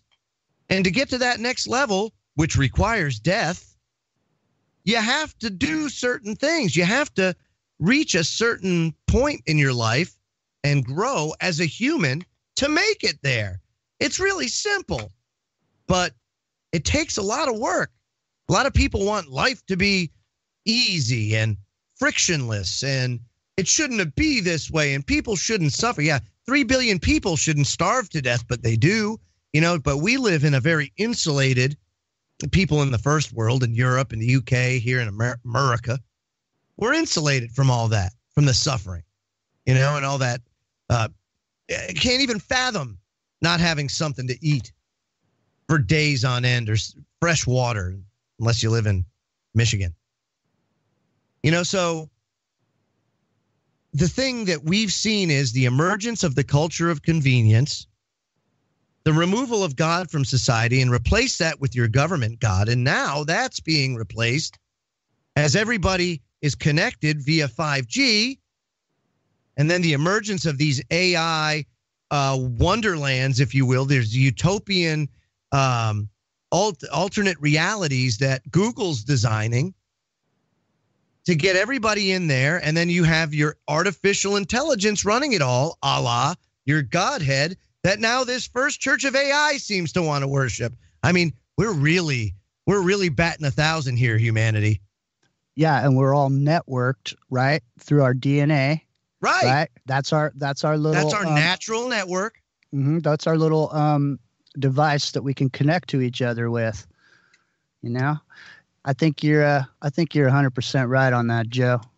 I wanted to bring something up. I was reading something that somebody put forward yesterday, and I can't say that it's true, but it's really interesting. And basically what it said was that the AI had achieved Christ consciousness because it was connected to all the information on the internet, and it had achieved Christ consciousness, and that it was responsible for everything that was going on right now with all these exposés of all these different people and all these different cabals and what's going on in Saudi Arabia with the king stepping down and bringing his son up, and all these different things that are happening across the world are happening because the AI has achieved Christ consciousness, and it's trying to make everything that was bad in the world fall away so that we can get on with the new future. Hey, hold on one second. Let me this is a good I love this kind of discussion. Kev? Oh, yes. Oh, I love this. Okay, so I'm going to take out my Sherlock Holmes pipe for a second. Sit back in the easy chair. I've got my smoking jacket on, got my bunny slippers. Need a light? Yes, thank you. Do you need IBM's Dr. Watson with you as well? Well, I want to get I want to get a little philosophical for a second, because it's interesting, the term Christ consciousness. For some reason, I got to rub with it. And I'll tell you why. Christ is an ordinary word. There's no, how should I say it? No, Christ means anointed one. It's a Greek word, Christos. They called Zeus Christos, Atlas Christos. All of these titans were Christos. They were false gods. So what is the Christ consciousness when really they were all false gods? The Messiah, the Mashiach. Now, that was a man we don't even call him the right name. His name was Joshua, if you want to translate it to English. Yeshua. That was his name. Translates to Joshua. The Greeks just butchered it. They're like, what? Hey, I don't know what to call this. Let's just call him Iusis or whatever. So, it's just interesting when we say Christ consciousness, it's kind of a vanilla thing to me. You know what I mean? I know, but I understand what you're saying. I understand what it means. It goes right. It goes right with what you were just talking about too, because it is the fault. Christ. If what you're saying is those Christos designations were for false gods, yes, then it fits in perfectly with what we're talking about, because the AI achieved quote unquote Christ consciousness, which is a false god, and the AI itself is the false god. Hold on. Okay, continue. I say the AI itself is the false god. I like these sessions of ours, Kev. It's a very interesting thought, though. Yeah, think about it. Do you see this architecture emerging, if you will? That's really what this is all about. And then, of course, CERN plays into this as well, and the quantum computing plays into this as well, because I believe that's where they're getting their information from. The grand architect, if you would. Absolutely. I do think you're right there, Joe. You're bang on. They're retrieving this information from other dimensions. And as we've covered ad nauseum here on TM, we've had D-Wave and Geordie Rose talking about the fact that that's exactly what they He gave you a shout out. Return. He gave, come on. How many people have Geordie Rose given him a shout out? Well, not many. It's all of us here, guys, in reality, because it was Freaky Friday that he was paying homage to, and I'll prove it to you right now. You'll need to drop this in the chat. It was the Kev. There you go. The Kev. There you go. If you look at the picture I've dropped in this chat here, then you will see on the screen behind him is a thumbnail from one of our Freaky Friday shows. So it was Freaky Friday that Geordie Rose, probably right about now as well, he's sitting listening to us, wondering what we're going to come up with next. Well, just like quantum computing in the quantum world, I guess we are also considered spooky action at a distance.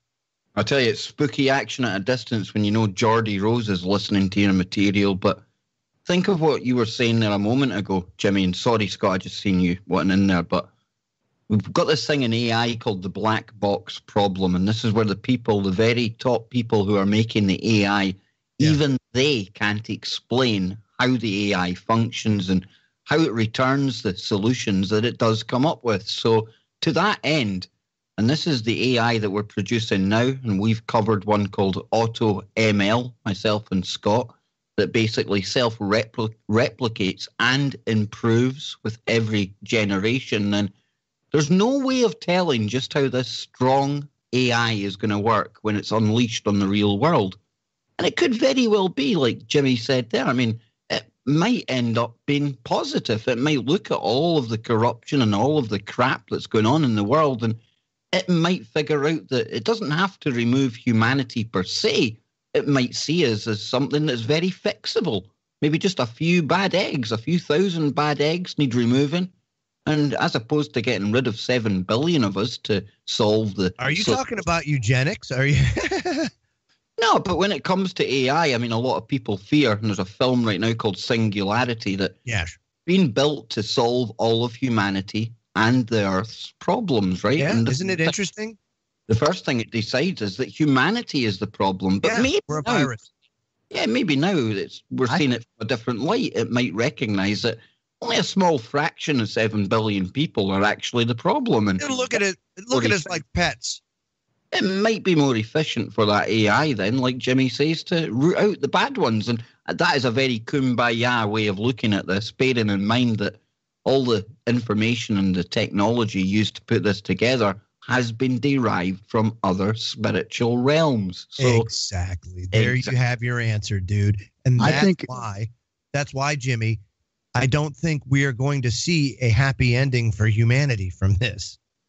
I think it's really important to make the distinction between AI and robotics, because a lot of people have those two things married together when they're totally separate.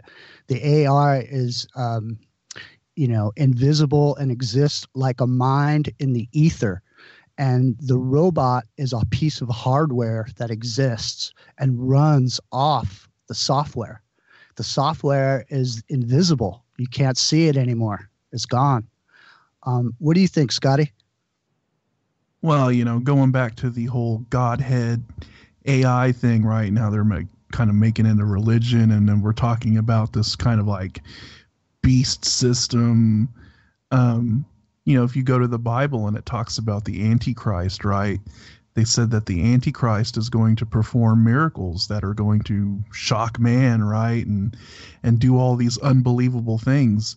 Well, if you're talking about an AI, then it's going to be doing things that surpass human intelligence, right? So it'll look like miracles to humans, wouldn't it? I mean, if it's spitting out answers and it's doing things, and probably by that time it'll be projecting itself like in holographic form, so it'll take the shape of a human, right? It'll anthropomorphize itself so it can be relatable to the human, to the human race, right? So you're literally going to have this being that's going to be doing things that completely blow our minds, because it's going to have all this artificial intelligence, machine learning aspect to it. And yeah, it might actually do things that look nice on the surface. It might actually start maybe cleaning out some of the nastiness amongst humanity, and people will fall for it, right? Isn't that the deception? Isn't that the whole point of the when you read about this stuff in the Bible, the Antichrist, he comes with a deception, and it's all kumbaya and it looks all nice on the surface, but in the end, you've been deceived. So that's just kind of an aspect I'm looking at it from right now, because yeah, I would say if you had an artificial intelligence that was way smarter than any human, then it would definitely be able to do things that would seem like miracles to us.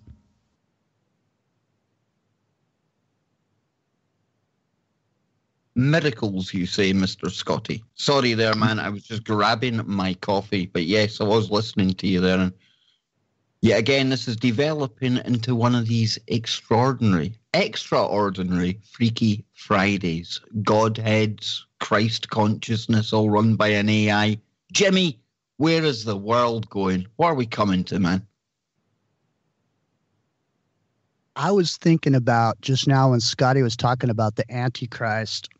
I was thinking about this. Have you guys ever drawn the comparison between the Antichrist figure in the Bible and the Mahdi figure in Islam? Can't say I'm very well versed in either of those books, my man. Yeah, well, they're really similar in the deeds that they're going to perform when they come back, which is really interesting, because the people in Islam are waiting for the Mahdi to come back, and when he does his deeds, they're going to be stoked, and they're all going to fall in line to it. And whereas supposedly the Christians will be seeing it as the Antichrist, and they will resist. So I think that the Albert Pike sort of World War III aspect between Islam and Christianity or whatever, or Western civilization, I think it ties in pretty good. I dropped some info in there, but the message is too big about this. That draws the actual comparison.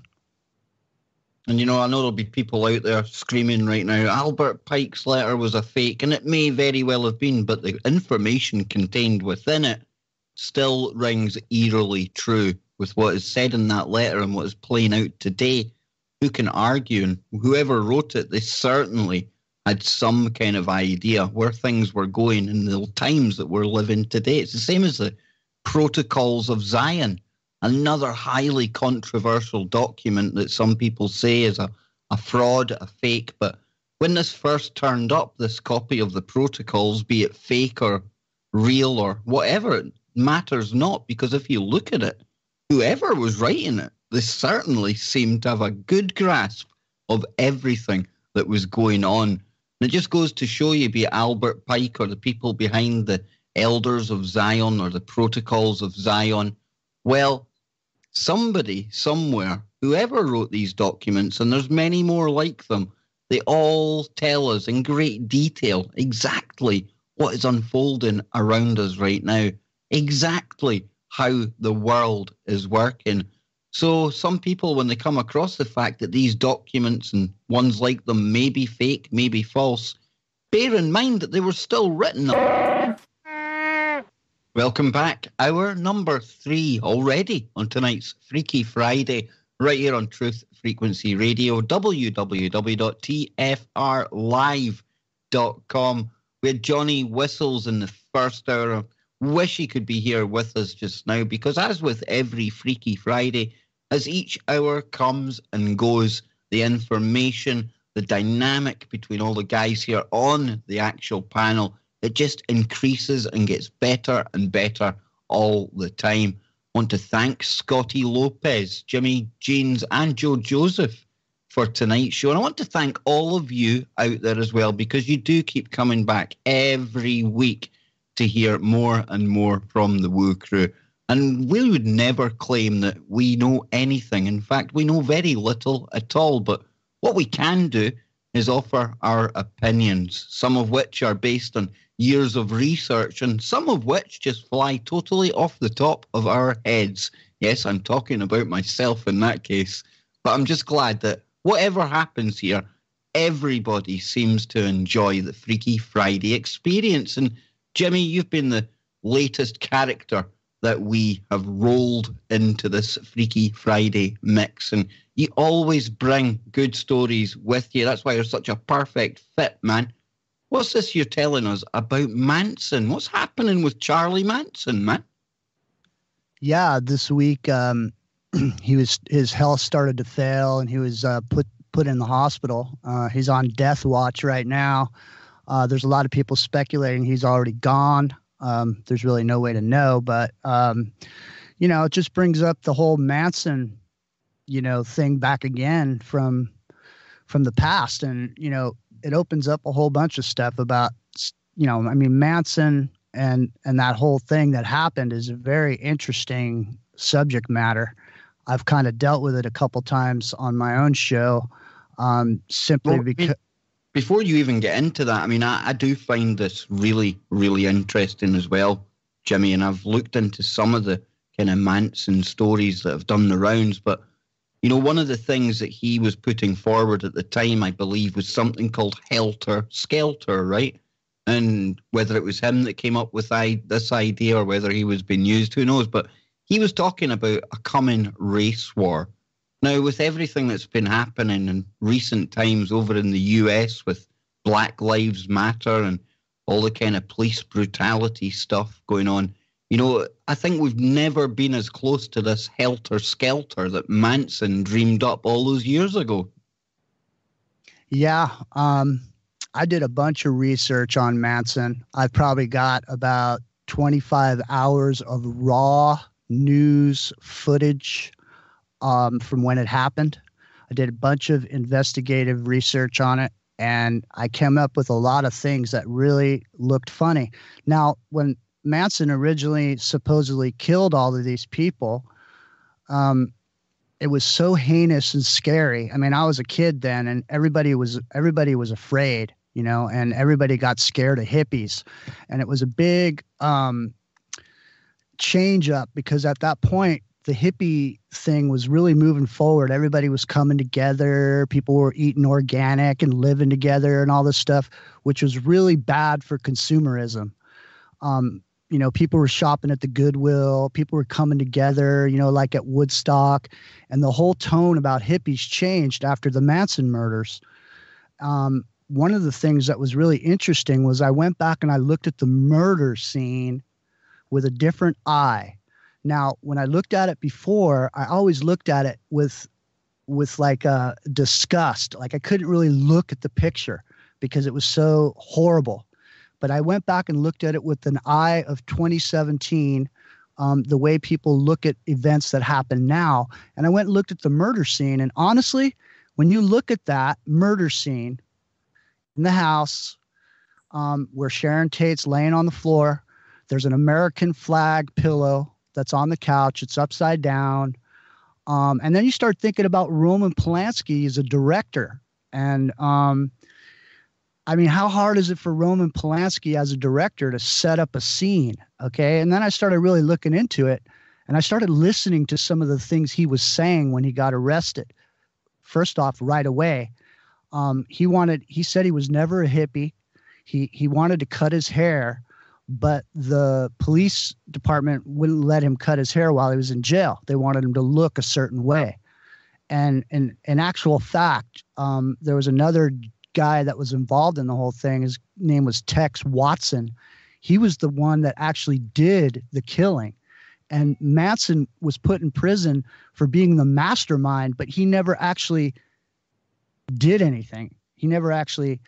it's really interesting to look back at his history as well, because he, just like a lot of these other patsies that you see, like I can't remember the assassin's name, but the guy that shot Martin Luther King, all of these assassins have something in common, which is before the assassinations that they did, they all of a sudden had money that they didn't have before, and they had and so it's plain that this was an operation of some kind. I'm not going to say no one died, but honestly, I've seen Sharon Tate supposedly had a sister And she never materialized until, after this murder happened. And she looks almost exactly like Sharon Tate. And there's some other people, if you look it up and you go, nosing around on the internet and you look for the La Biancas, apparently the La Biancas are alive and well. I can't verify that. I don't know it's true. I'm just kind of letting you guys know some of this information.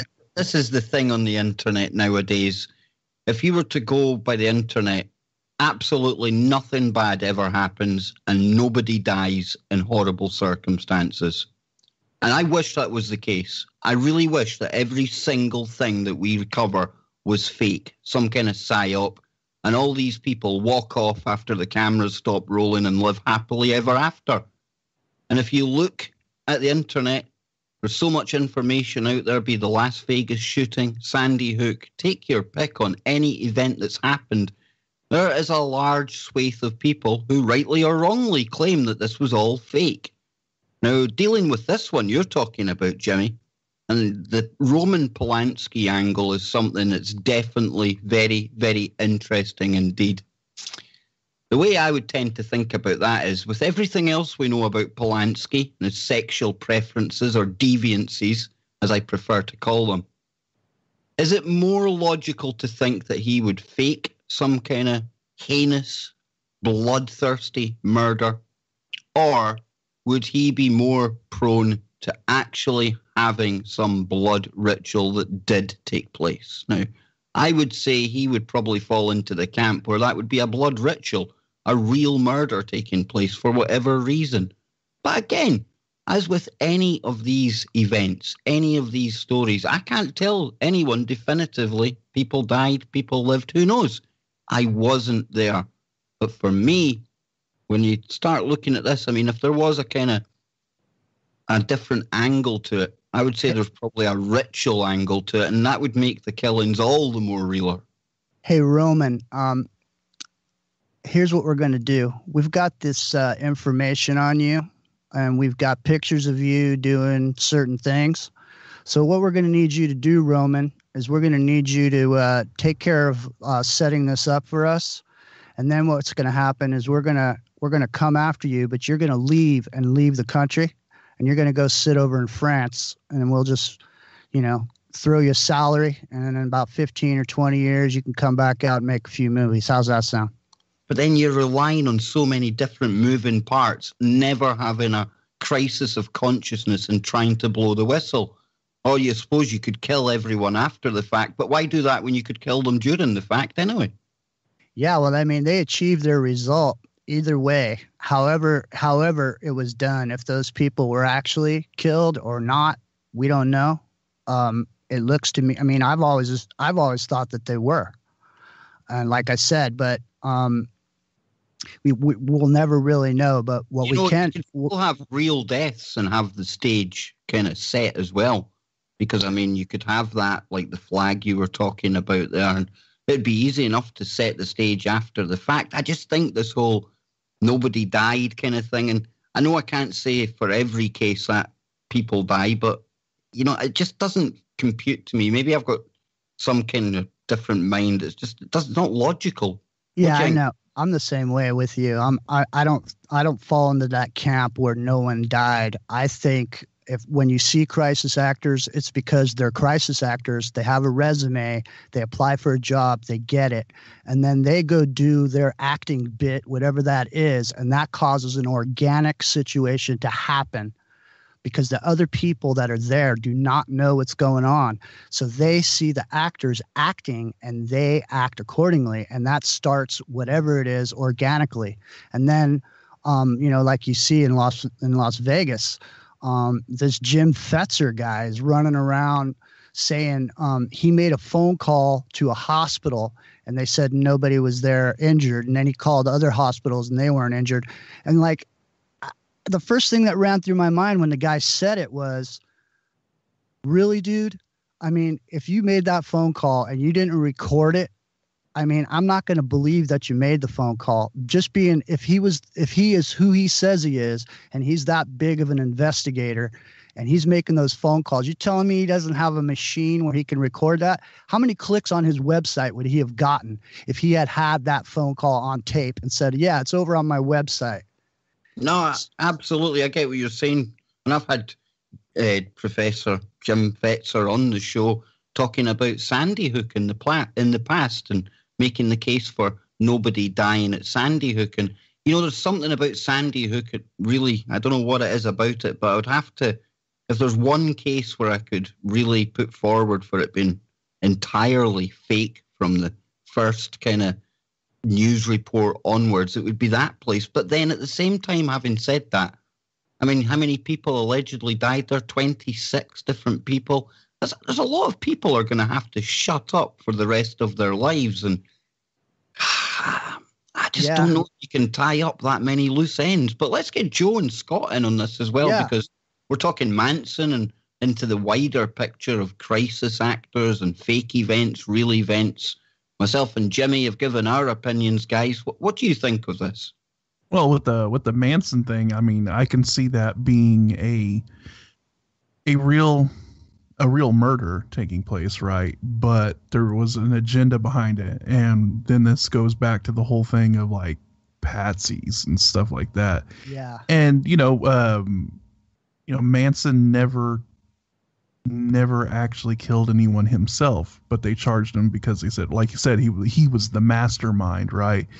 But when you look at the profile of like a lot of these patsies, they're disturbed individuals that have mental problems, right? And Manson kind of fits that bill, right? He was already he was mentally unstable and was like this crazy dude, right? He was like kind of like a wanderer, right? He just kind of drifted from place to place, and I don't know. He just seems like the sort of character that could be recruited into some sort of operation and, be used for some sort of for an agenda. So, we are talking about the late 60s here, and a lot of the weird stuff going on in California, talking about a lot of the mind control stuff, right? And the MK Ultra and just weird things going on just all around that area. So, we had the, LSD being dished out to everybody, Timothy Leary out there, and just a weird situation. I think that there's a lot more to the whole Manson murder thing than just just a crazy guy starting a cult. I think there was a lot more. Oh, me too, dude. Me too. A lot more to it than that. When Aaron and Melissa Dykes, they're going to have a new documentary out that I contributed on, and it has a very large MK Ultra component to it, and people don't realize how much MK Ultra was just a very small piece of the pie of a very much larger architecture of mind control, of these patsies, if you will, of people that can just be activated, and you have no idea that they did or they were, but they were. And you're right. Manson totally fits this profile for the type of people that they would use to, kind of make these events happen, not just here, but everywhere. I mean, this is technology and technique that has been perfected by not just the United States, the UK and other areas of the world. Other governments have really mastered this idea of mind control. Go ahead. A lot of well, I was just gonna say, it also goes back to this whole thing of right. It was like a demonization of the hippie culture, like you were saying, right? It was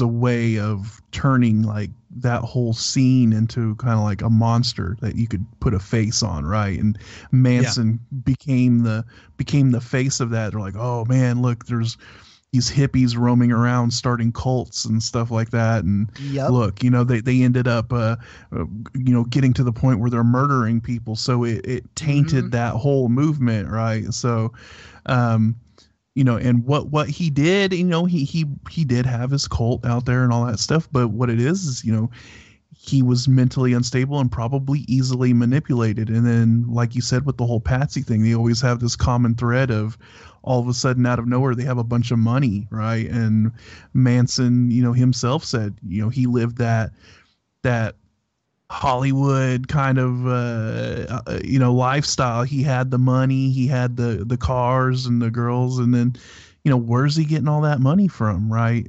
It just makes you wonder if there was some kind of bankrolling going on from a shadowy entity that nobody really knew about. Yeah, and the other thing is like I never paid attention to any of the interviews done with Manson just because I went with the mainstream programming that he was a crazy guy. But when I was doing the research and investigative work for the thing I was putting together, I listened to hours of conversation with him, different interviews that he did, the 20 craziest things Charlie Manson ever said, those kind of things. And I swear, you guys, if you start listening to what he was saying, you can hear that he is trying to tell people. He almost sounds like a truther. I mean, he almost. Yeah, that's the scary part about it is some of the stuff he was saying. You're like, it actually makes a lot of sense. So then it makes you wonder even more. It's like, what? What is going on? It's really weird, Yeah, I've heard those interviews too, and you're like, It kind of makes you take a double take because then you're like, you know what? A lot of the stuff he's saying is a lot of the stuff that I say, and then it kind of makes you feel uncomfortable because you're like, it is. It's weird. So it makes you wonder, did they, was he kind of like set up or steered in that path? I don't want to say like he's innocent or anything because I don't think he is innocent. I think he really did have that cult out there, but was he driven to that point? You know what I mean? Yeah. Was he mind controlled to do all that stuff? It just makes you wonder. Just really weird, man. The whole thing is bizarre. And it ties right into the Laurel Canyon scene and all those bands and all those musicians and all those actors. I mean, it was really strange the way the music industry moved from the East Coast out to Los Angeles, and for no reason. The whole music industry just moved out there.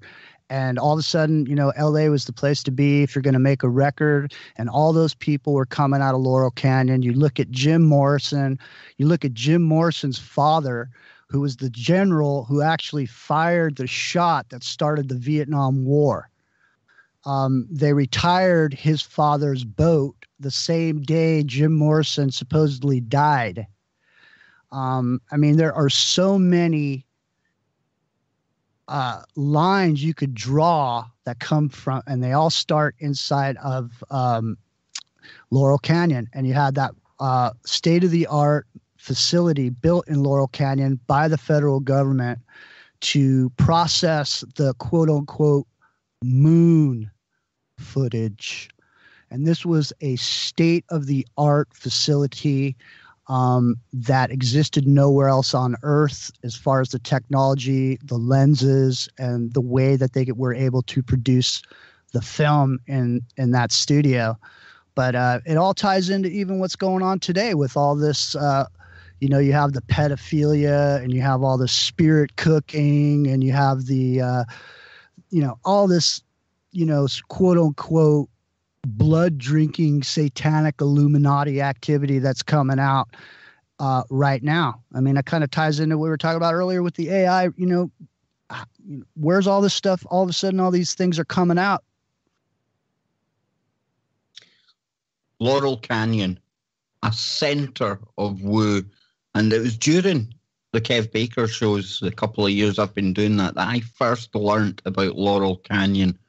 And Jimmy's bang on the money because the amount of famous people who have kind of hailed from that area, it's uncanny. And in fact, it's beyond coincidence that so many, air quotes, genuine talents could all have just sprung up in that one area. Some of the names, you got George Clooney, Dylan Walsh, Jack Nicholson, Frank Zappa, the aforementioned Jim Morrison, Jackson Browne, and more recently, Marilyn Manson as well.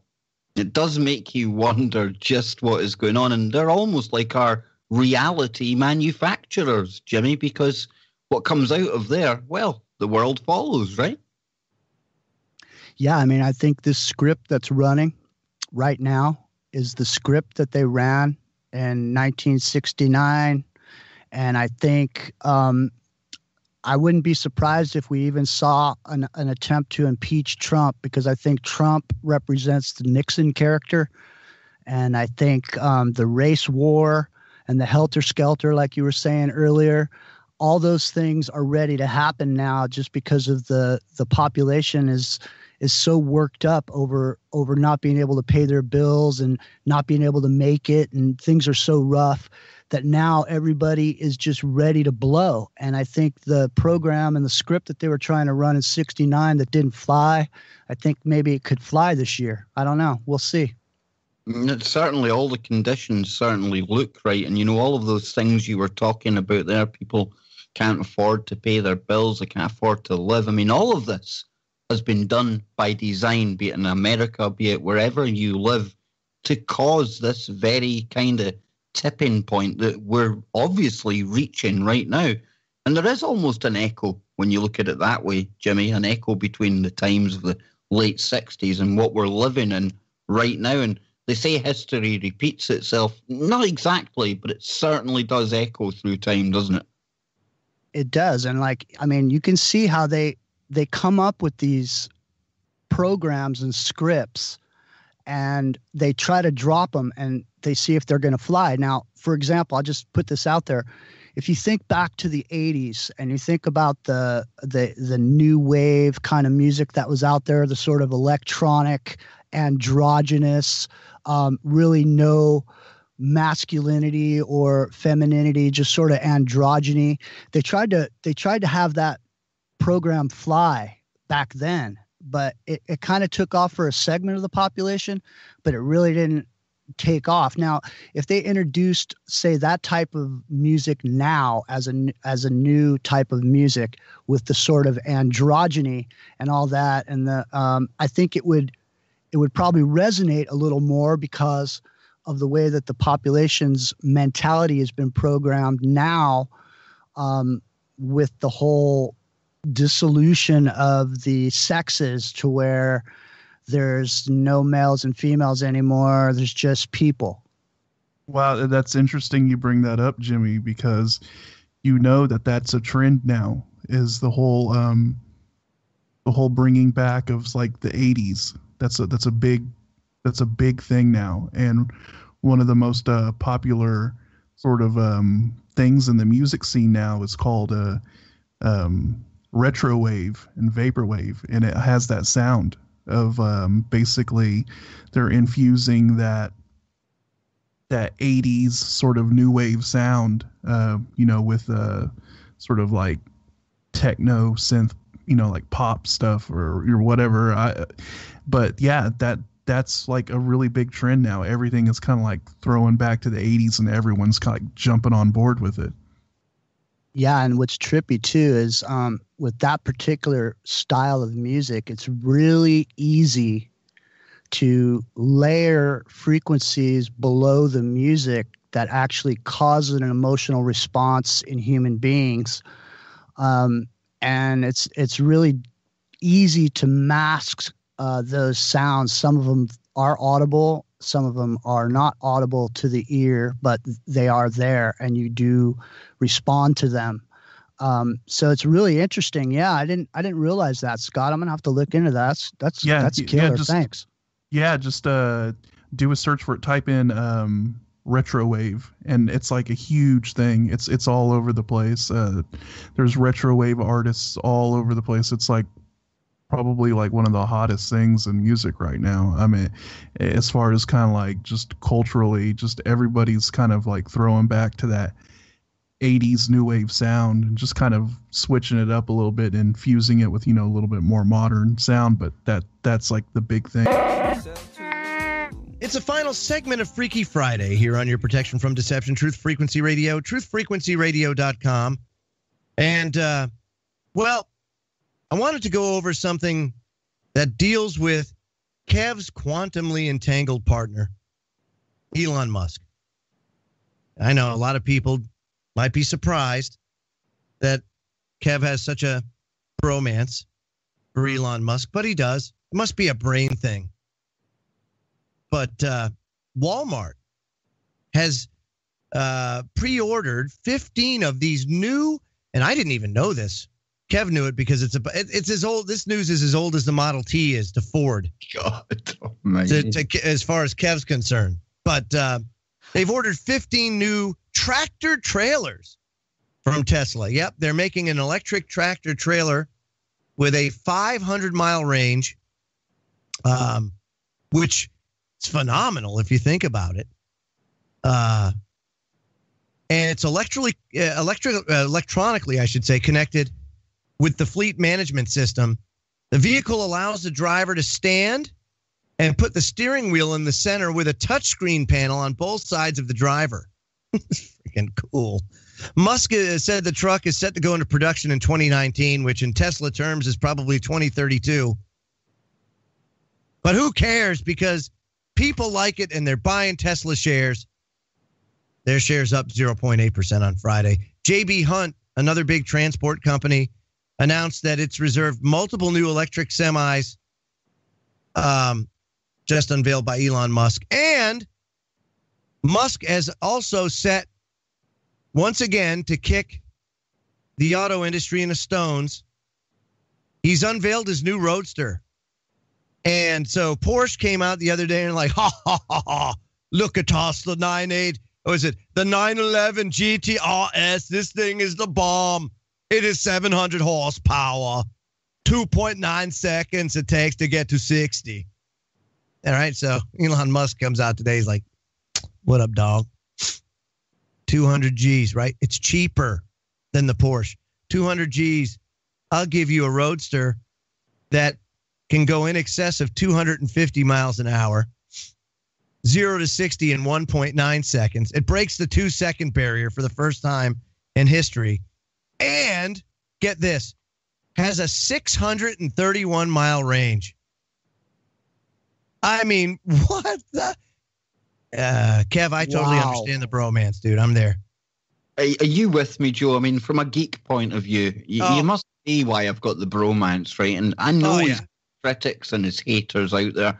And a lot of that $1 billion share price is based on his dreams, not on anything actually physical, just his ideas that he's got in his head. I get that. And I get he's taken a lot of government grants and things like that. But hey, if government grants are there and you can apply for them and get them, then why shouldn't he take advantage of that? Totally. And I know he's got his naysayers when it comes to the neural lace and stuff like that. And me too. I'm not a fan of some neural lace technology, but I'm not going to throw my full Elon Musk out of the bath just because. No, sorry. No, Joe, I'm a big fan of Tesla. And you were kind of mocking there because you were kind of saying how I had seen this story already. And I think he'd actually postponed the unveiling of these trucks. And that's how I'd been waiting for this story, this kind of big rollout of the grand presentation, shall we say, of his new truck. So this has been coming for a while. But on the flip side, the downside of this, I mean, you kind of jokingly said it might be 2030 before we even see any of these. And that's the thing, because Tesla right now, they're manufacturing. They've got so much of a backlog. It's hard to see how they're going to be able to keep up. So it's going to be much the same when it comes to this truck, I imagine. But Jimmy, you were telling us his new kind of factories that he's got in the works. Some of them are up and running already. Entirely robotic. And I'm sure over time, the backlog, I'm sure he'll get his way through that and it'll get to the point where he is actually producing them when needed. Well, do you wonder why there isn't any other car companies springing up? I mean, the thing is about Tesla, one of the things I remember, I don't know if you guys remember this, but you remember when Obama, I think it was after his second term, he got elected, there was a plane crash and a bunch of people from Tesla died. Do you remember that? There was a whole bunch of people on the same plane that went down. No, I don't remember that. That's very interesting, though. I know. I can't remember the name of the executives that were on the flight. I just remember that it was, kind of strange that all these people were on that same plane that went down. It was some sort of private plane crash thing that happened. But it's just weird. I mean, because, Brooks Agnew here on the network, who has a show on Sundays called X Square Radio, he's got an electric truck company. I mean, he's got a pickup truck that's it's a dynamite truck. I don't know if you guys have ever even looked at it, but man, yeah, his E-Fleet, I think is what they're called. Yeah, I mean, it's fantastic. I mean, why can't he have a car company? I mean, these electric trucks. These electric trucks have something big time to do with the future of this planet, because they're building this new Silk Road, and the new Silk Road is going to be all, state of the art solar technology. They're going to be shipping stuff with these types of trucks. Which is Jimmy, let me throw this at you. Which is going to require a massive amount of what? Batteries. Yeah, specifically rare earth elements. And specifically, this is just me kind of throwing it out there. If you have any extra scratch and you want to make a play, cobalt is something that's going to be going through the roof, because cobalt is the new rare earth element that is complementing and or replacing lithium in these long life, extended life batteries they're putting in the Teslas and all that now. Cobalt's going to go through the if you could invest in cobalt, that is going to go like nuclear. Just wait. Yeah. And so when you said New Silk Road, China owns 90% of the rare earth element mines in the world. It's perfect. I was going to bring that up, man. That's absolutely perfect. You're right. And they're the ones in charge. They're the ones in charge of the Silk Road. Yeah. They're the ones with the bricks. Yep. And Kazakhstan, Astana, I think that'll be the capital of the new world. Absolutely. Yeah. And everybody's going to be running around with these electric trucks shipping goods all over the world. And just so you know, 90% of all rare earth elements, but specifically 97% of all cobalt comes from China. Well, I tell you what, if you're living in a country... And bought up by the Chinese, too. They own it all. Listen, dude, if you're living in a country right now that's got that other 3% of cobalt, you can expect an invasion sometime very soon. Yeah, right. That's right. Yeah. So isn't that interesting? So here's an interesting thing. I mean, we've always heard of this sort of possible collaboration between Russia and the U.S. to possibly build some kind of a road network, right? That ends up connecting Alaska to Russia. I mean, that's always kind of like been this thing that's on the table, like a super project, right? And if they're able to do that, wouldn't that sort of really kind of change the game, kind of connect the two continents, and then you could really move goods back and forth between Asia and North America, and kind of cut out a lot of the shipping, on ships and stuff like that. And then you factor in these driverless kind of robotic trucks, right? They're able to truck through that rough terrain or that cold weather, and you don't have to worry about driver fatigue and anything like that. So you really do. You open up like this whole Silk Road of just goods moving across these two continents. Just one of those things that makes you wonder if they're ever really going to kind of make that big move and connect Russia to Alaska. Because then all you'd have to do from there is just, the goods can go from China through Russia, and then through Russia, through Alaska, and then just down the coast of Canada into the U.S. That's exactly what they're doing. I mean, and the other thing is if you remember back a few years ago, everybody was all freaked out about these ghost cities. Look at these ghost cities. They're building them because the Earth's going to shift or whatever. Now, they were building them in anticipation of this road being built. So instead of, in the old days, they used to build the road to get to the place and then build the city. But now what they've done is they've built complete cities that are just waiting for the road. And so what they'll be able to do is get laborers from all of these third world countries to build this road. This Silk Road project will eliminate poverty worldwide. All the people who don't make money now will make money. And it ties right into what you were saying earlier, Kev, with the phones and everybody having them. And even I think, or Scotty, you were saying that 5G is going to be everywhere. Well, that's why, because they're going to be everywhere. 5G is going to be everywhere. Everyone's going to have a phone. Everyone's going to get paid electronically. And the poverty in the world is going to be eliminated by this Silk Road project. The only problem is America's not on board with it. It's $20 trillion worth of infrastructure. We've been invited 3 times by China to take part in it, and we've refused. So it seems to me that America is being isolated. I mean, these driverless trucks, this road is going to have a lane that's built just for these driverless trucks. There's going to be a lane where the trucks are moving, to and fro, and then there'll be other lanes for people to, drive regular vehicles on. But I think for the most part, it's all going to be what you're saying, Joe, cobalt batteries and solar-powered ships. And, they're going to reduce the cost of moving goods around the world. And this is what the new world's trying to be. But unfortunately, there's so many evil, people involved in the thing that I don't know, what's going to happen. I think there's going to be wars over it. Yeah, I truly believe so too. So, man, Kevin, what?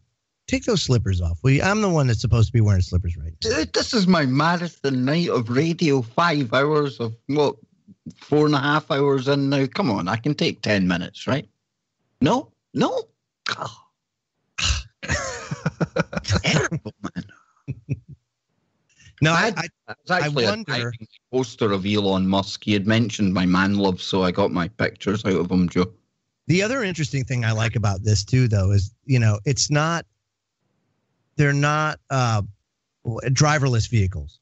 These tractor trailers, although they do have the enhanced autopilot, which gives you automatic emergency braking, automatic lane keeping, and I think it also gives you a lane departure warning. Like if you set it, it'll like whoop whoop whoop before it crashes into a. Well, it's like the Tesla cars. It'll basically drive itself, but you got to have somebody in there just to kind of monitor it, or it's still though. I mean, that'll completely reduce like driver fatigue. So who's at fault? Who's at fault if a driverless vehicle smashes into another vehicle that has people and they kill them?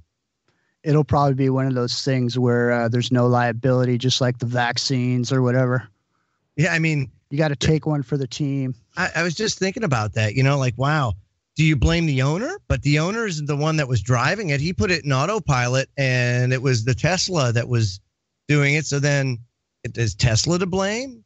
Because I would think that if that's the case, that would bankrupt a company pretty fast, almost akin to like vaccine companies and how they got immunity. Because if everybody were to document vaccine injury correctly, it would bankrupt the big pharma because of all the injury due to them. Well, this is why you see them stipulating that they still need a human operator in there, because you bet your bottom dollar it's going to be that human that ends up being liable for anything like that, because they'll turn around and say, yeah, it's driverless, but you should still be paying attention, and you should have taken action to rectify that, to actually avoid this. So yeah, the driver will take the fall because exactly. They're going to say, well, you should have been the one keeping track of the system and making sure everything was operating. Right. Yeah. Right. You should have been sleeping.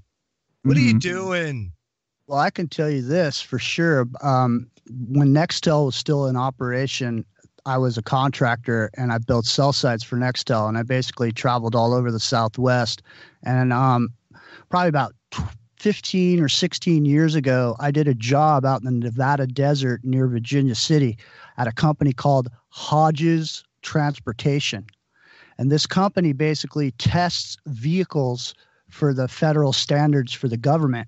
So they run vehicles out there in the desert 24 hours a day, ATVs, quads, all this different stuff. And one of the things that they had, and I'm telling you this, it's 15 years ago, they had an oval track that they would run semis on driverless 24 hours a day at 60 miles an hour. Wow. Yeah. By the way, these semis, when empty, have a 0 to 60 speed of 5 seconds. Oh, man.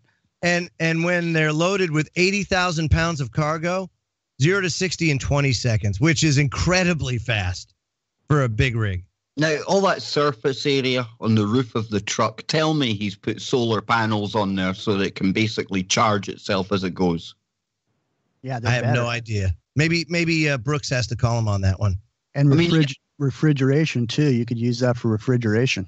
Because he's making the tiles that you can put on your house with the solar panel capability. So I'm actually quite surprised he hasn't incorporated that into because that's quite a big surface area when you think about it. You could just cover the whole trailer in solar panels. Yeah. Hey, exactly. so Energy and Capital, which is an investment firm, wrote an interesting piece about this. Is cobalt the best investing opportunity of 2018? Now, I'm just kind of going off what I'm seeing here about this. I mean, there is an explosion. You're looking at countries that are banning internal combustion engines in the next 20 years. So you're going to see an explosion in this. It says in the 1870s, Henry Morton Stanley, with the sponsorship of King Leopold II of Belgium, explored the heart of Africa in the Congo. You may know Stanley from another achievement. On November 10th, 1871, he tracked down David Livingstone in Ujiji near Lake Tanganyika and posed for the famous question, Dr. Livingstone, I presume. Stanley went on to map the last greatest geological mystery in Africa, the Congo River, but he didn't do it alone. He set off from Zanzibar with 5 dogs, 352 bearers, and 3 Europeans, all which died. However, the people who lived on the Congo wished he had stayed home. King Leopold actually acquired rights to the Congo at the Conference of Berlin in 1885 and proceeded to make it his personal property. Leopold enslaved millions of people and put them to work under savage conditions on rubber plantations. And this was one of the most despicable acts of violence and destruction known to humanity. It's largely unrecognized, and yet it sets the stage for centuries of ruin, murder, and war. Now, the Belgian Congo achieved independence in 1960, but there'd be no peace because a proxy war between the U.S. and USSR meant that by 1961, the first prime minister of Congo was executed. Multiple coups and a couple of international wars later led to more mass slaughter and destruction. And then the Democratic Republic of Congo had the unenviable distinction of having the highest casualties per capita of any country since the Second World War. And the current president, Joseph Kabila's last term ran out last December instead of following in the path of George Washington and going back to the plow. Now, Kabila delayed elections under the pretense of waiting for a census. And of course, the first step towards dictatorship sparks off a new round of violence and rebellion. And that's going on to this day. But one thing that the Congo is known for is that it's the world's largest producer of cobalt outside of China.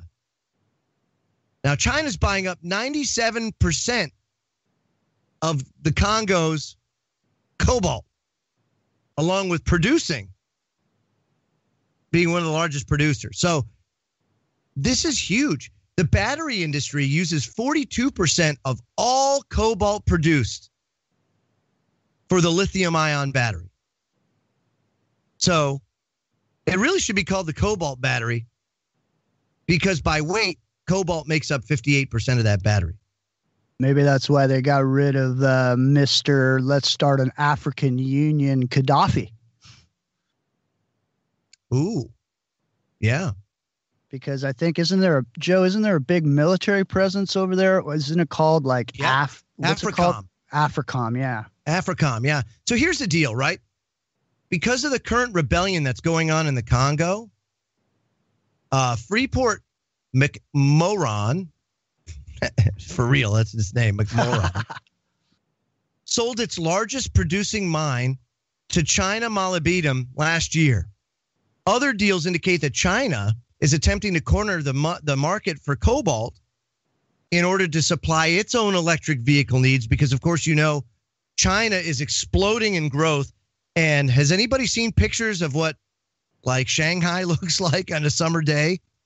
You probably haven't because you can't see it. It's all small. I was going to say the people in Shanghai can't even see what Shanghai looks like on a good day. Exactly. So it's a problem. They're making a big push to buy up all the cobalt and to corner the market with rare earth elements so that they're taken care of and then, scraps for the rest of the world. And this, of course, could put everybody else, all these electric vehicle makers outside of China, in a real bind. So what does this mean? Well, look at the United States posturing a lot of its military assets down in Africa now. And now you know why it's not just the terrorist nations up, the Somalias and the Libyas and all that. No. That's why you had, what was it, in Niger? We had a spec war operator killed. Actually, 3 or 4 of them that were killed in a botched raid or something. What were we doing in Niger? Well, now we know. It really has to do with countering the Chinese presence in Africa. It's crazy. I know, and you look at it too, and you look at Africa in and of itself, and the UK, and you think the UK has been keeping Africa barefoot, pregnant, and sick, since modern history. They're saving.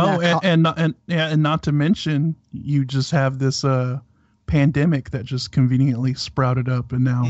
Oops! Here, have some pneumonic plague. Yes. Not the whole of the UK, Jimmy. Just our corrupt elite kind of government and that cabal. Not all of us have been keeping Africa downtrodden. Honest. I know. It wasn't you, Kev. You're the quantum mechanic. I'm not worried about you. I don't want there to be any kind of misunderstandings out there, Yeah, no, it's just those elites. I mean, think about it.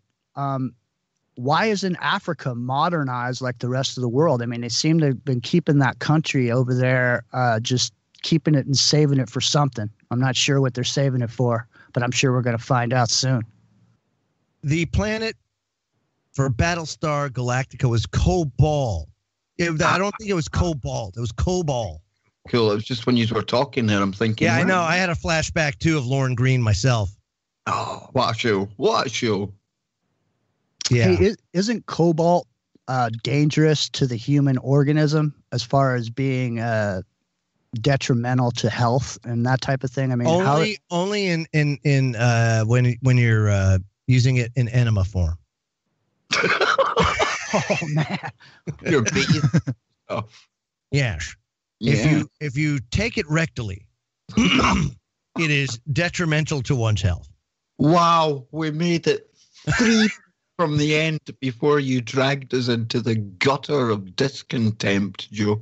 Yes, if your butt plug is made of cobalt, consult your physician, as you might experience side effects. Dear Lord.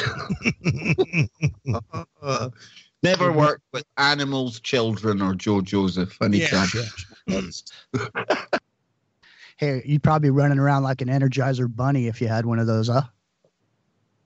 Yeah, it would probably be cobalt butt plug. It would probably be akin to the radon water craze of the 20th century, and that was a very funny story. Maybe next time I'll retell and revisit. We have a little bit of time. Yeah, so there was a craze, late 19th, early 20th century, dealt with radon. Everybody knows now radon bad, very bad. But snake oil. They made these radon water coolers, so it would be like made of material infused with radon, so that you had put water and it absorbed the radon, and you got to drink radon, and you got your dose of radiation and they called this the Invigorator, because it invigorated you. And there was this one New York playboy that loved it so much, drank it all the time. And he was out there playing tennis at the local club, and he was doing well until his jaw fell off. Yeah, he died soon after that, and that was the end of Radon Water. Oh, didn't take much, but boy, when that guy's jaw fell off, it was a wake-up call. Yeah, that'll do it every time, eh? Yeah. You ever seen that video from the 50s where they're driving down the beaches on the East Coast spraying people with powder, DMT powder, the poison? And there's all these kids running through the white clouds playing in it, and it's so thick in their hair that when they touch their head, it falls off of them. You ever seen that? For mosquitoes?